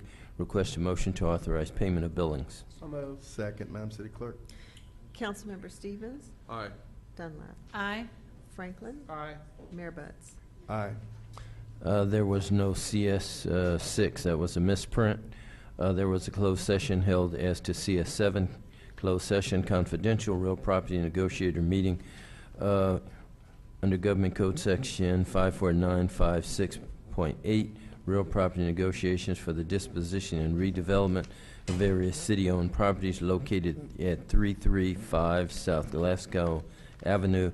Property negotiators for KP Auto is Michael Coper, and for the City of Inglewood, Artie Fields, City Manager. Discussions were held, however, no final action was taken, and that concludes the reports out of closed session for this afternoon, and there are no verbal reports, Mr. Mayor. Thank you. Madam City Clerk, CC1. I just wanted to remind people that on May 28th, that will be the last day to register to vote. So if you're not registered, please get out and register for our June 11th election. And then I wanted to report out that we're having more break-ins in District 2. And I wanted to just thank the chief and a few officers because they came out and handled a situation in our community in District 2, and they did a fabulous job, and I want everybody to know that they did a fabulous job. So that's our Chief, Honorado, and Ethan Sidell, Diaz, Yanez, and Rodriguez. And I just want to thank them again for a great job done. Thank you. Thank you. Madam City Treasurer, CT1. Oh. Receive and file. Monthly Treasurer's Report for the month ending January 31st, 2012. Receive and file. And CT2, Madam City Treasurer. Thank you. Thank you, Mayor. I'd like to give a treasurer's report for the month of January. And also, as I mentioned at the last meeting, I did make some change in the treasury report to report the earnings that has been generated by the successor agency. And earnings have been generated all along, but they were not reported. And again, these earnings that are generated by the successor agents are utilized to pay the the interest on the bond debt. So for the City of Inglewood, the total cash and investments is $99,653,163, and the interest earning debt service is $35, and the interest earnings for the city is $75,188. And for the successor agency, the funds under management is $107,905,348. and the debt service earnings is $11,574. And basically, when we are billed for the earnings, for these bond proceeds, it'll be this amount of dollars that has been earned will be deducted from what's projected in the projected interest payment. And the interest earnings is $1. Housing Authority, $81 in interest earning. Public Finance Authority, $1,714 for the debt service. And the total funds under management is $221,590,031. And the other information is at the bottom of the report. And again, I have reports out there on the table for the public to pick up. And also with regards to investment in bonds, I did buy $2 million in bonds. It was a Fannie Mae. And again, Fannie and Freddie owns more than 60% they buy more than 60% of the mortgages. And this bond was a 1.05 coupon, and it was purchased from Higgins Capital. And the total amount of bonds outstanding for this particular issue was $500 million. And of the $500 million, I did purchase $2 million. And these bonds will settle, meaning that they will enter our bank on May 30th. And again, this is pay delivery versus payment, meaning that the bank don't release our money until the bonds are delivered. And regard, interest rates continue to be quite low. And there are no offerings for the 1-year period, the 2-year period. The bonds that are offered are quite low, 0.45.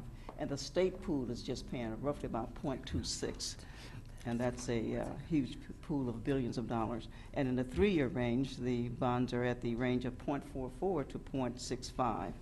And in the 4-year range, bonds offered is 0.65 to 0.85.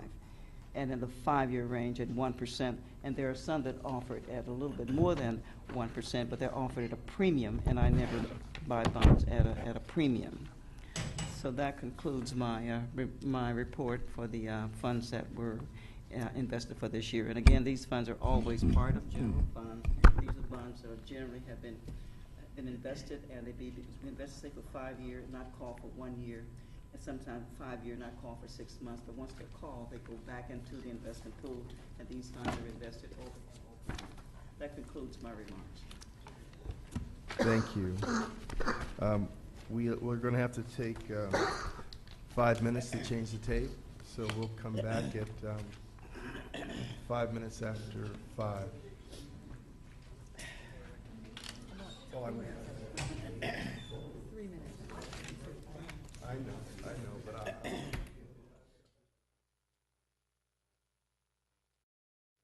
And I talked to you about a problem at 706 Arborvitae that has to do with code enforcement, where there was an apartment building built there and they don't have off-street parking. I would like for you to look into it and get back to me and tell me exactly about it. I talked to you about the Hollywood Park property and all the cars parked at Prairie and Century. It's another business. It seems to me that we ought to be getting taxes from that. We're looking for monies. I'd like to find out about what's happening there and have it exposed to this city as to what all those cars are doing there as they move back and forth there. I talked to you about a property at 638 Arborvitae that I bought to the attention of the city, where cars are being repaired. There's another possible tax base, or they ought to get rid of it. I would like to have them begin to look at problems that people of this city bring to you, and then come to some resolution with regard to it. Finally, I was over to the Marlton Bay fig tree that we talked about. It's been cut on. I would like for you, the city, to look into it. I was sorry to see that you took all the trees out down La Brea, but I'm glad that you're fixing La Brea. Those trees on the hospital property, it needs to be looked at. They're putting chemicals around them. They're killing those trees. I was there with Councilman Stevens, and he knows that's a fact. It's need to be looked into. We have a tree preservation document, and I hope that you don't follow. Thank you. Thank you. Hey, I'll see you. Okay.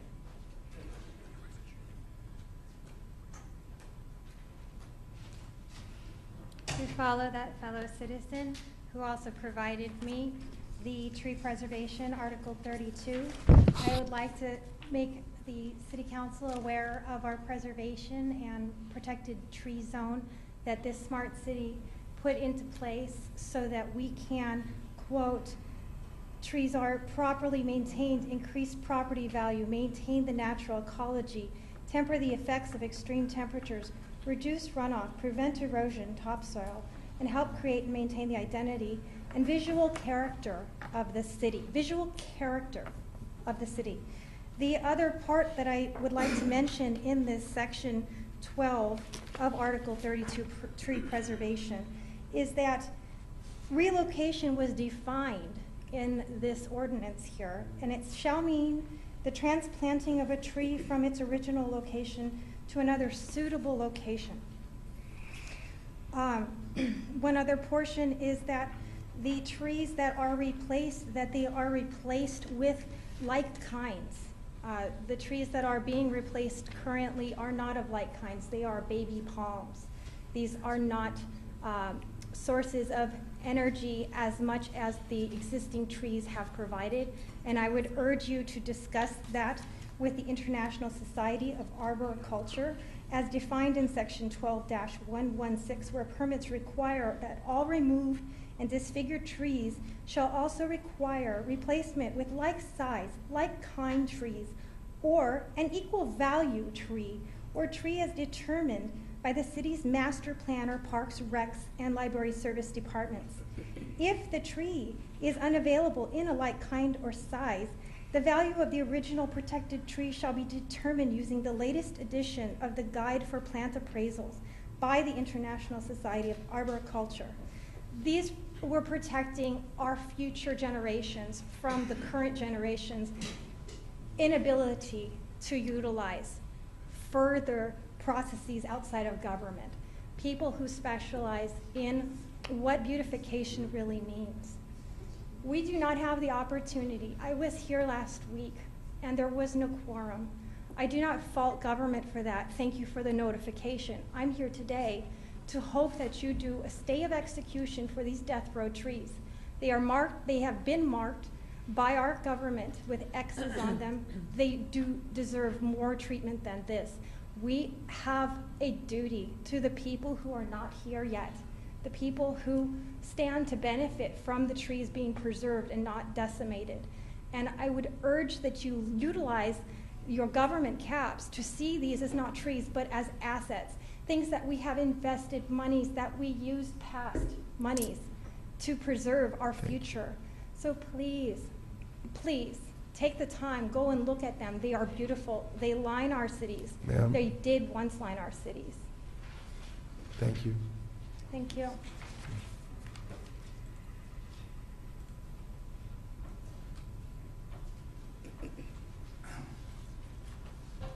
This city is on its way. My name is Henry Harris.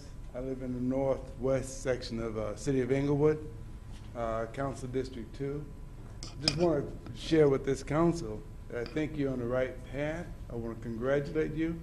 I really appreciate that budget hearing we heard this evening, and I appreciate the things that are happening in Hollywood Park. Appreciate the things that you have going on in this city. I feel good about where the city is going. I know there's a lot of issues. I'm okay with the naysayers having to look under every rock. It's okay. But I really do appreciate the positive attitude of some of the council members. Keep it up, and I thank you. Good afternoon, Council. My name is Ethel Austin. Glad to be back. Been busy with our Senator Price. Today is the last day of the election. Thank you, Jesus. Anyway, I wanted to mention one thing about the resources that David mentioned on the finance, that we got, the revenue is kind of slow. And I think maybe it's because of the traffic division. We have a lot of tickets, I mean tremendously, overwhelmed with reversals. I mean, someone will walk in, I've been down in traffic just sitting there watching. People will walk in and say, oh, I forgot to put my parking permit up. Mayor, to me, you don't even live there. They're not even checking, okay, automatically, reversal. This is money that you could use on your revenue. A lot of these tickets are being reversed, Mr. Fields. A lot. I mean, Mike could tell, it's just too much. I mean, thousands per day are being reversed. Also, I want to mention I have a complaint.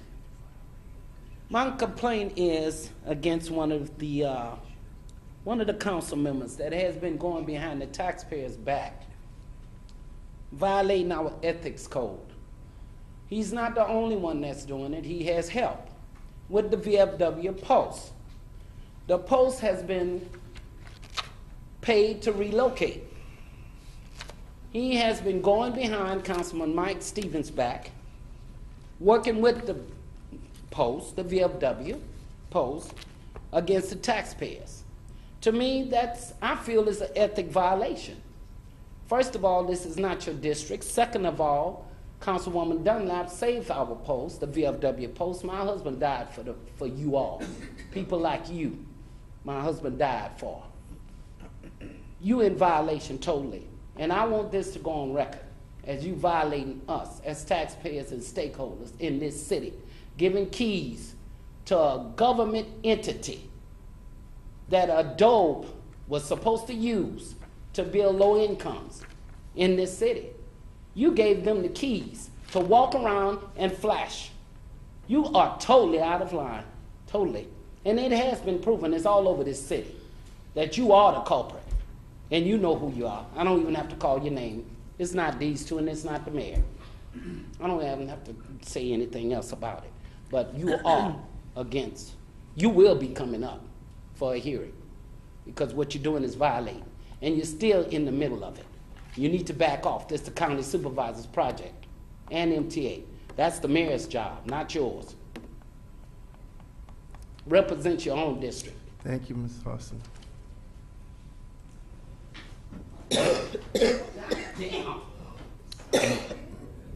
Ms. Austin. Good evening, Mayor, City Council, and staff. Number one, I did not receive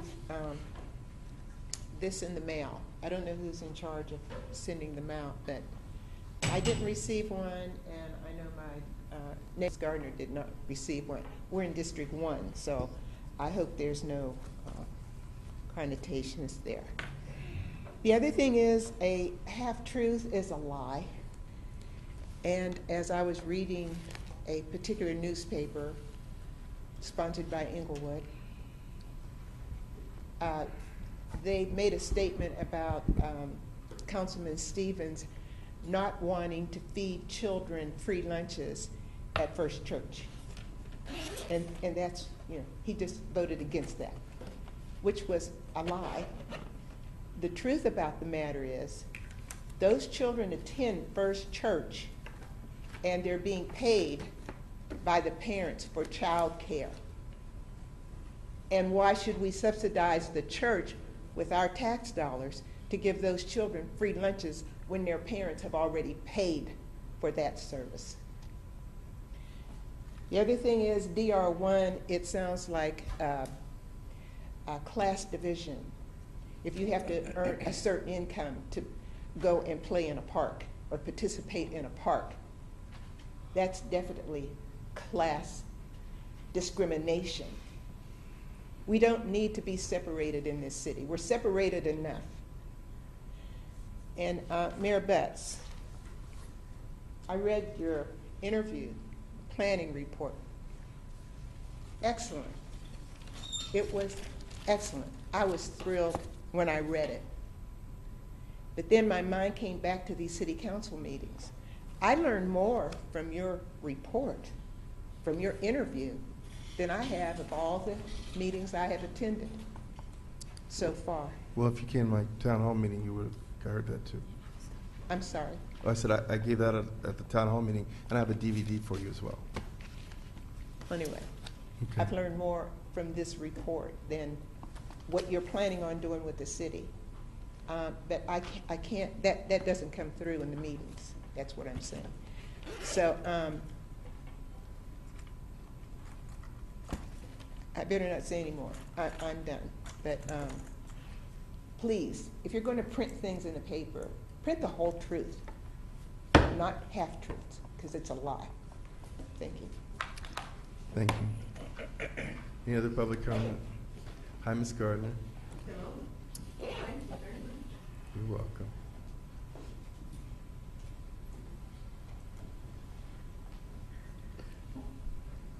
Viola Gardner, District 1. Mayor and staff. I want to say that in addition to what Ms. Sly has said about the paper, it's criminal, it's not even decent. Forget about unfairness. It's just plain tabloid. It's sickening and unfortunate that it represents Inglewood and being paid to do so.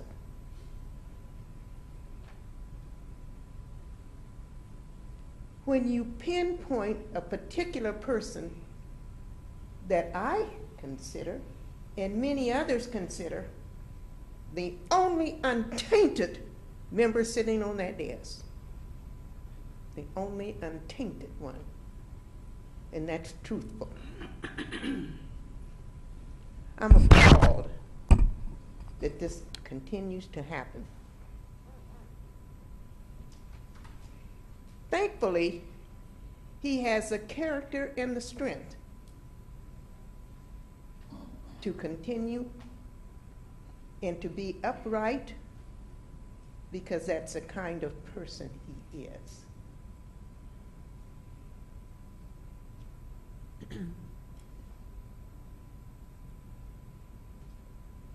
It's so unfortunate that other persons, in order to feel that they have to get ahead, feel they have to destroy, lie, and say untruthful things about another person. I know George Dotson. I know the other candidates as well. And frankly, I would want someone who could represent me rather than a person who's not even capable of standard English.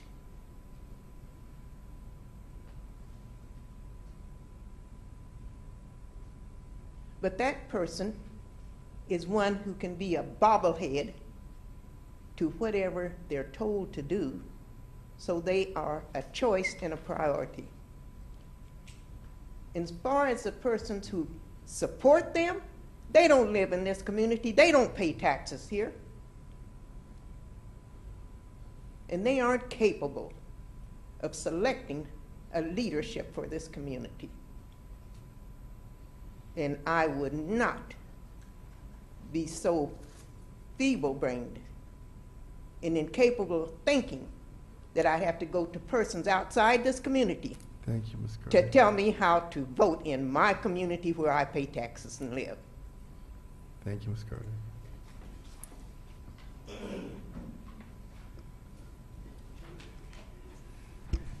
My name is Willie A.G. I live in the beautiful city of Inglewood. And I've been a regular here at this city council for 18 years. I don't know the Mike Stevens that she's talking about. I know the Mike Stevens that Lorraine Johnson had to take to court because he pretended to live in the 4th district when he's been living in the 1st district all the time. Cost her $100,000 to pay lawyer fees, and she won the case. Mike Stevens lost. I just hate to see campaigning going on up here. This is campaigning at its worst, to see senior citizens get up here and just outright lie about people. George Dotson is one of the finest people I've ever met in my life. And he would make a good city councilman in the 1st district. I supported Mr. Stevenson when he ran. I gave him money.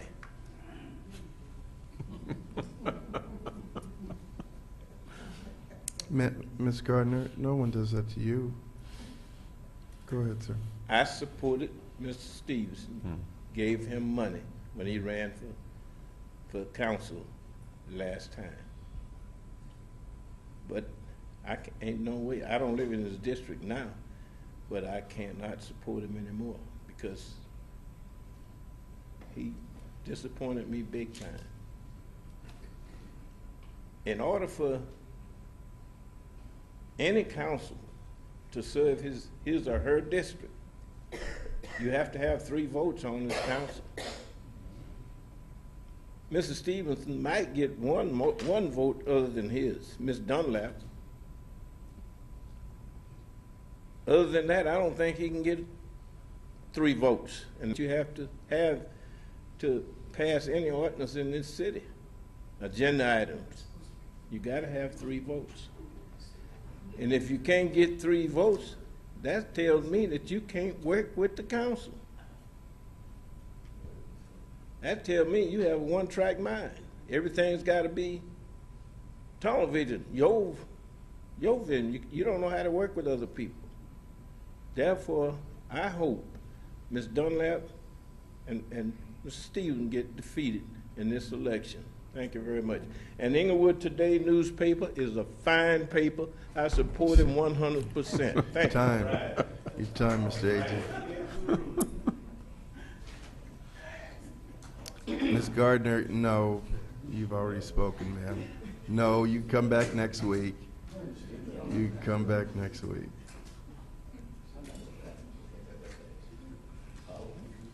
Good afternoon to all of you, the mayor and all of the council men and women. My name is Pinky Nichols, and I'm from the High School Ladera. What I'm going to say is very brief, and that is, you know, I'm really concerned about down La Cienega. And as we look down La Cienega, that school, the slope on the side of the school, now that does belong to Inglewood. It's a disgrace the way it looks. It is ran over by weeds. I'm sure that the taxpayers paid for those plants that are coming up there, and it's really not being taken care of. It's your backyard, why wouldn't you take care of it? It's sad. I mean, we on the opposite side of Inglewood, that piece of property cost us a pretty penny. The homeowners pay for that. And look like Inglewood could take care of that slope on the school. Now, down La Cienega, that middle divider, that was in very sad shape, and I went to the mayor, and I finally got that cleaned up. I got it cleaned up, I think, twice. And we're still working on that project. But, you know, I just don't think that we're really doing very much in order to keep the city going. We really need to look at our backyard and try and improve it. As you know, I'm hoping that that little gas station will be improved in the upcoming months or years. I'm hoping that that will occur.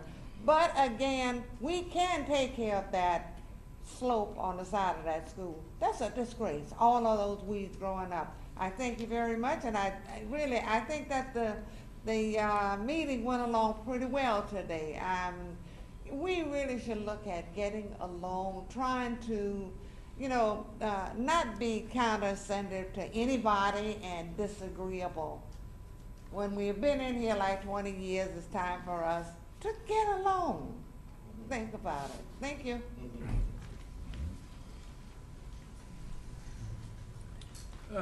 Gil Matthew, District 4, Mayor and City Council. I would hope this council would get an immediate ban on marijuana clinics. It's been approved by the courts. The mayor of Riverside has taken an action. Where are you? Next point is, on balance, we have a good council and we have a good city. We have 2 projects.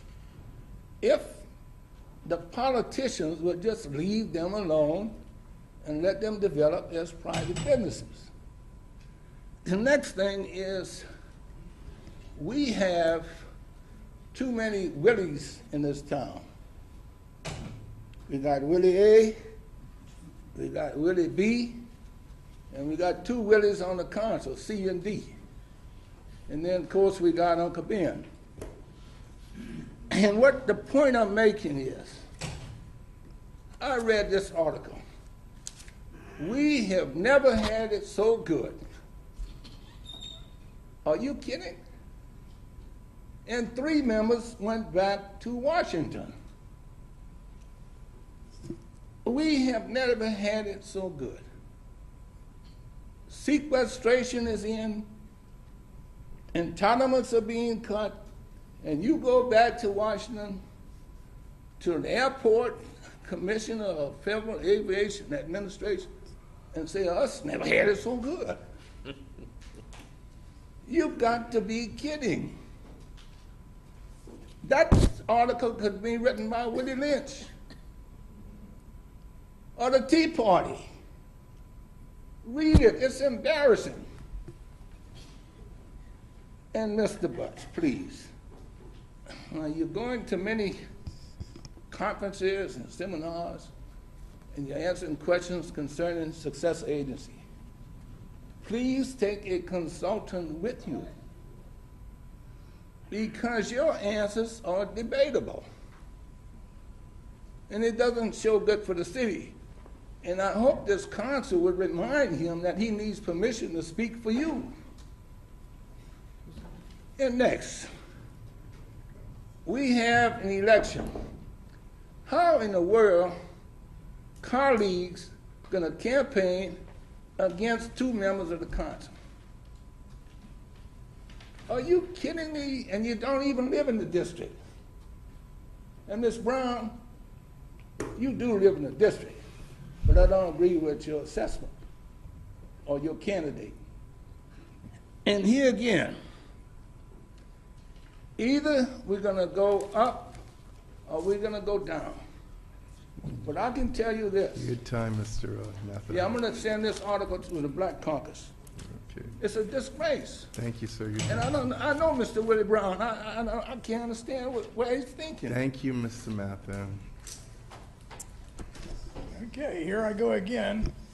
I want to thank Mayor Butts and Michael Stevens for last year. We got together and got some electricity run into that senior citizen building over there, and the air conditioning is on and running right now. And without that, that old barn is a barn. It's really hot. And I'd like to thank Mike Stevens, too, for the lady that lives over at Osage Senior Villas. It's 100 years old, February 14th, Gwen Cooper. She had someone working for her, and they bilked her out of all her money and all that stuff. And through the senior citizens and Mike Stevens, maybe she'll get it back. And I hope so.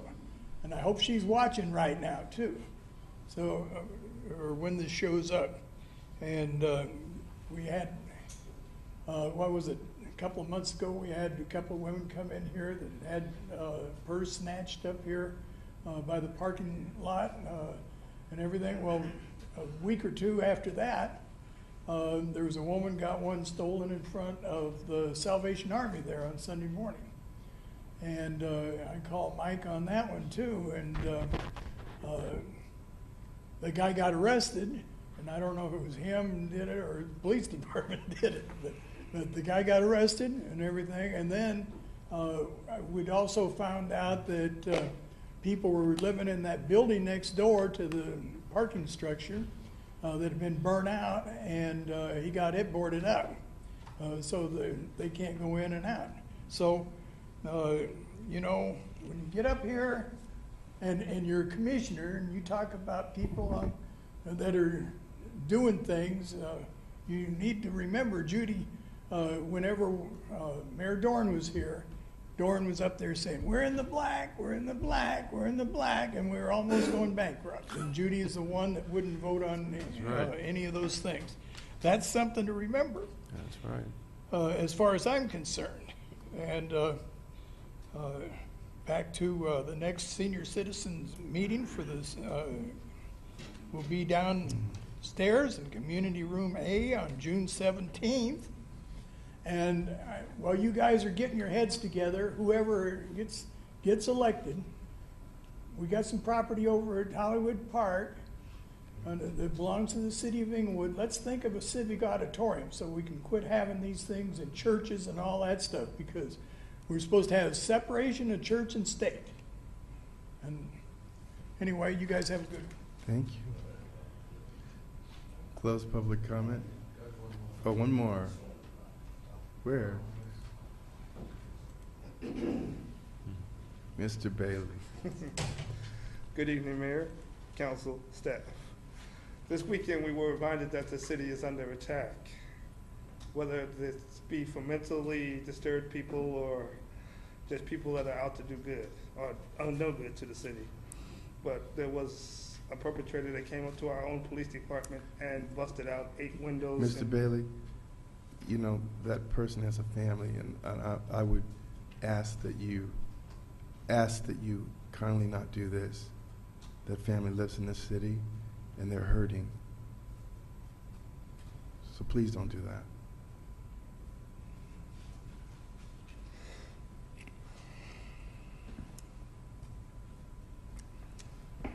I will hold my comments till later. All right? Thank you. But they will be mentioned. Thank you, Mr. Bailey. We'll close public comment.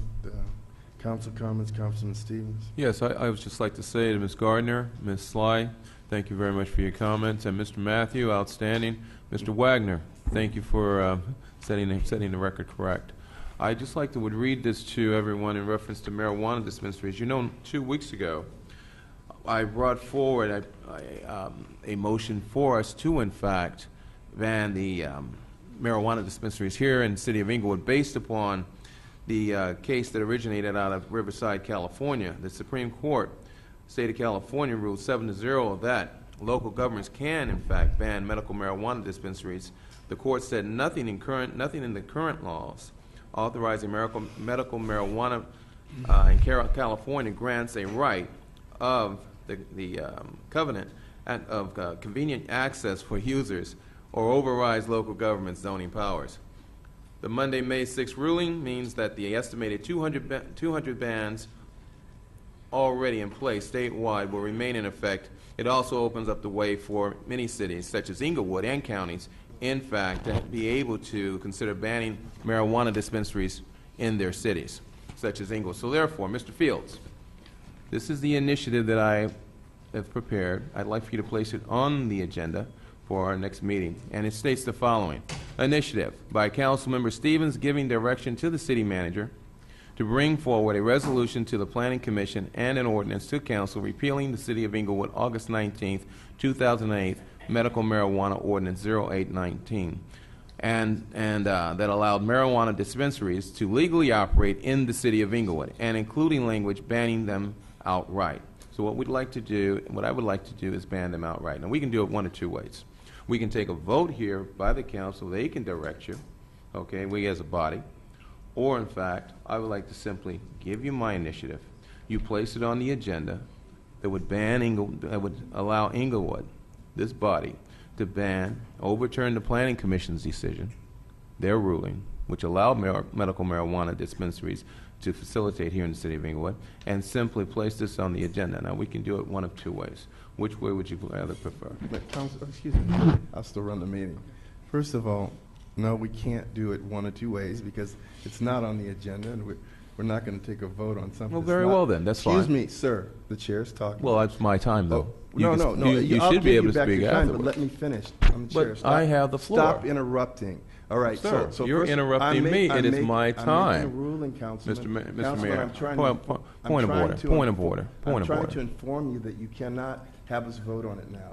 So if you want to hand that to Mr. Fields, on TV, that's great. But we're not going to take a vote on it. Well, it's not a matter of being on TV, Mr. Mayor. Yes, what it is is that this is the process. It absolutely is. This is just a matter of this, is that I have an initiative here. We have, based upon the rules that you've enacted, I have a limited amount of time in order to prepare an initiative and to present it. By me presenting it to Mr. Fields in this fashion, it's on the record, number one, so the timeline cannot be disputed, as it has been in the past. So, Mr. Fields, I'm handing the city attorney my initiative. Mr. City Attorney, please place it on the agenda.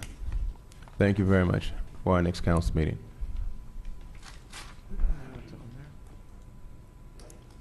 Mr. Fields, do you find that adequate? Do you have a problem with that, Mr. Fields?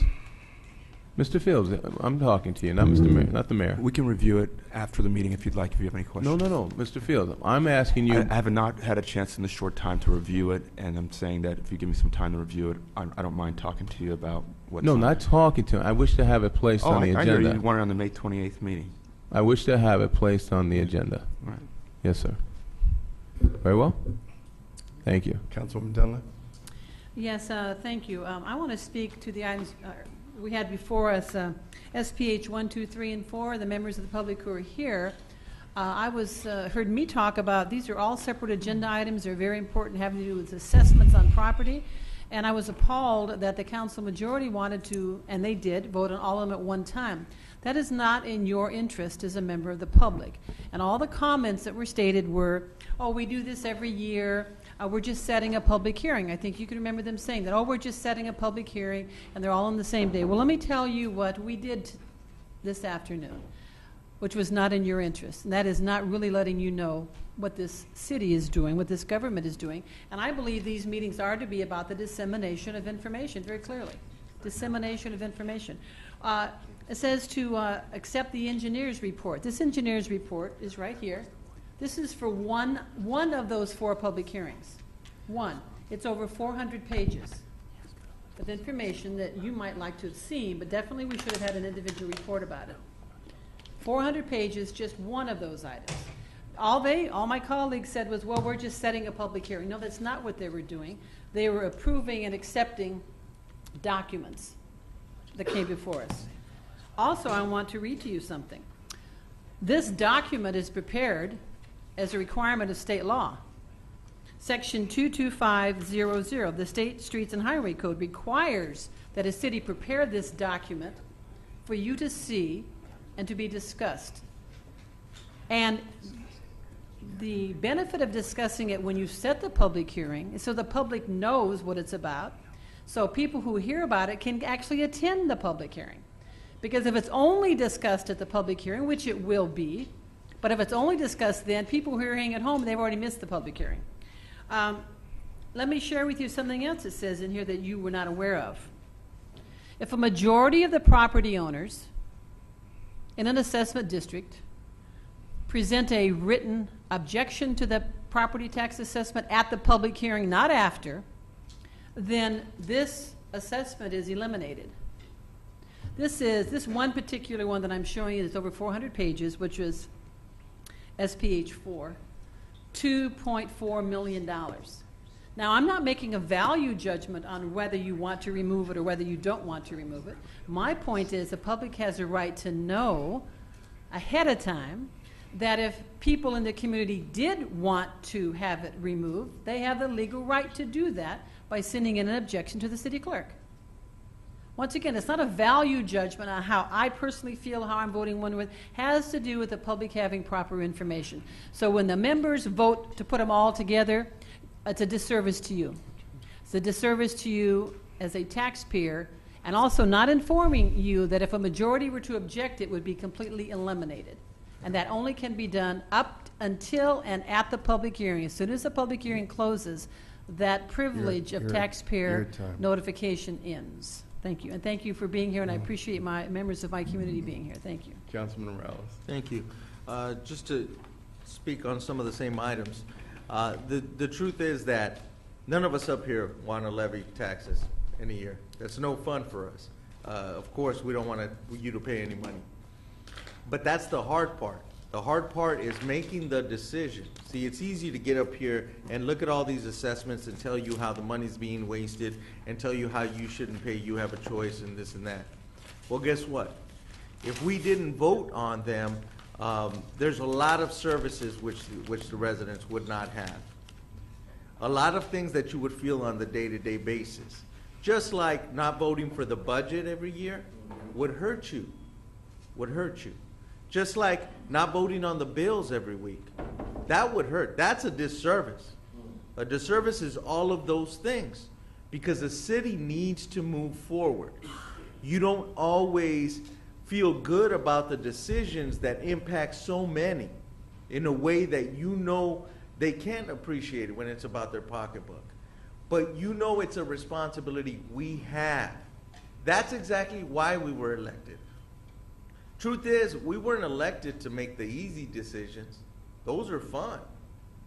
The hard ones, when we have to do our layoffs, when we have to do our cuts, when we have to speak to our employees who are irritated with us, those are the difficult ones.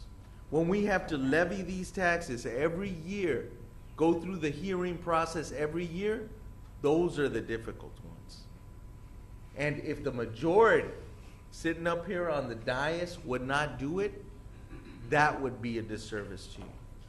So we'll stay up here and get pointed at and get characterized and just know that we're doing as a service to you. So thank you. Councilman Franklin. Yes, rather than beating a dead horse, I just echo the sentiments by my colleague, Councilman Morales.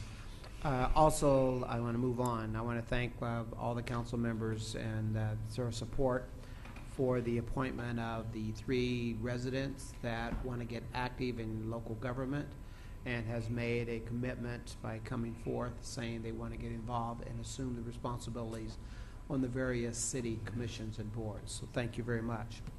In addition to that, I want to thank the many residents that came to the town hall meeting we had this past Saturday. It was well attended. I give special recognition to our speakers, which was none other than our city clerk, Yvonne Horton, and that we also had a surprise visitor that came and spoke, which was our interim state superintendent, Ms. Kirk Taylor, that talked about the Inglewood Unified School District and their fate. We had the new owner-operator of the Hollywood Park Casino, Mr. Eric Swallow. We had Ms. Pamela Manning of the business development for the LA County LA County Public Works Department, along with our staff from the City of Inglewood's Public Works Department, that talked about the upcoming street developments on Van Ness, between Century on the north to Imperial Highway on the south, to the street improvement on Imperial Highway between Van Ness on the east to Prairie on the west. Then we also had Ms. Linda Perryman, who is with Metro, that talked about diversity, particularly about outreaching to those that are disadvantaged business enterprise, trying to reach out to minority contractors, get them ready for the construction development for the light rail system that's coming to Inglewood. And then finally, we had Mr. Bill Relaford, who's the president of our Community Works, that talked about minority contractor eligibility for union/journeyman level, trying to get our local residents prepared for these jobs, so that way we can now start apprenticeship programs within the city. And so there was a great partnership that was discussed between the Inglewood Unified School District and this program, so it may become a win-win for the city. And finally, I want to conclude by inviting everyone to come to the City of Inglewood's 65th annual Memorial Day service. We must give honor to those that have sacrificed their ultimate life for us to maintain our freedom, and we'll be doing that at 11 a.m. this coming Monday at May 27th on the south side grassway of City Hall. Thank you, and everyone have a nice day. Okay, I'm going to bang the drum for just a minute. You see, I want you to notice something. There's 2 people that aren't here anymore. They're very interested in hearing, the deliberation of the council. They want people's voices heard, but not that much. Let's talk a minute about the special assessment districts, and this is what goes on up here. Now, I just heard about how wrong it was to combine those 4 scheduling in one, and how that was going to be the end of democracy in the world as we know it. But last year, Ms. Dunlap moved that we do the very same thing. Is that true, Mr. Falco? Yes, sir, it is. That we do the very same thing that was the end of democracy here. And we have a DVD, and you can see it if you want. Let's talk about medical marijuana. There's no way that this city is going to pass an ordinance based on a council initiative. There's been a ruling by a court. Mr. Saunders' office is researching it, and he will come to us with a report. We're not going to approve an initiative to make laws based on a court ruling. Mr. Stevens is not qualified to interpret what a law means to, what a court ruling means to us. This has really got to stop.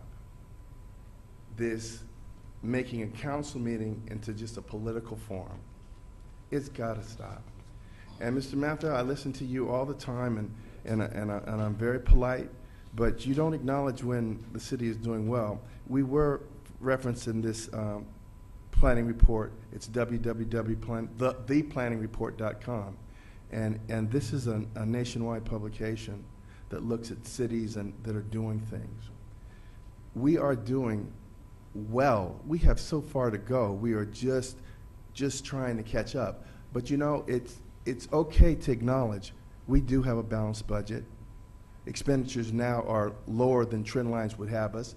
And while we do have to continue to tighten our belts and watch our budget, it's okay to say we're doing okay. It seems that we have some people in the community, they just dread that anything good could happen here. I heard it said tonight that these two businesses came and these big developments, and now we just got to get out of their way, as though they just came here and said, I wake up, we're going to come to Inglewood. No, they didn't do that. It took a lot of work to set the environment where they felt that their economic model could work here. So the people that provide stability in this government are sitting here right now till the end of the meeting. The people sitting here right now come to City Hall on a regular basis. And this is just what we got. Someone that tells you that it was so wrong for us to vote on those, setting those hearings on the same day that did the same thing last year. It's time we change things. And Mr. Mathau, it is okay for people to support the candidates that they want. It doesn't matter what position you hold in city government. It's okay. It's okay for Ms. Brown to have her opinion, and it's different from yours. It's okay. But we have people that feel that if you don't feel the way they feel, then your opinion is invalid. And we got to stop that here. Everyone has a right to an opinion. Everybody does. I want to close this meeting for Ed Maddox. He was a public information officer for the city. He passed just recently from complications of cancer. We're adjourned.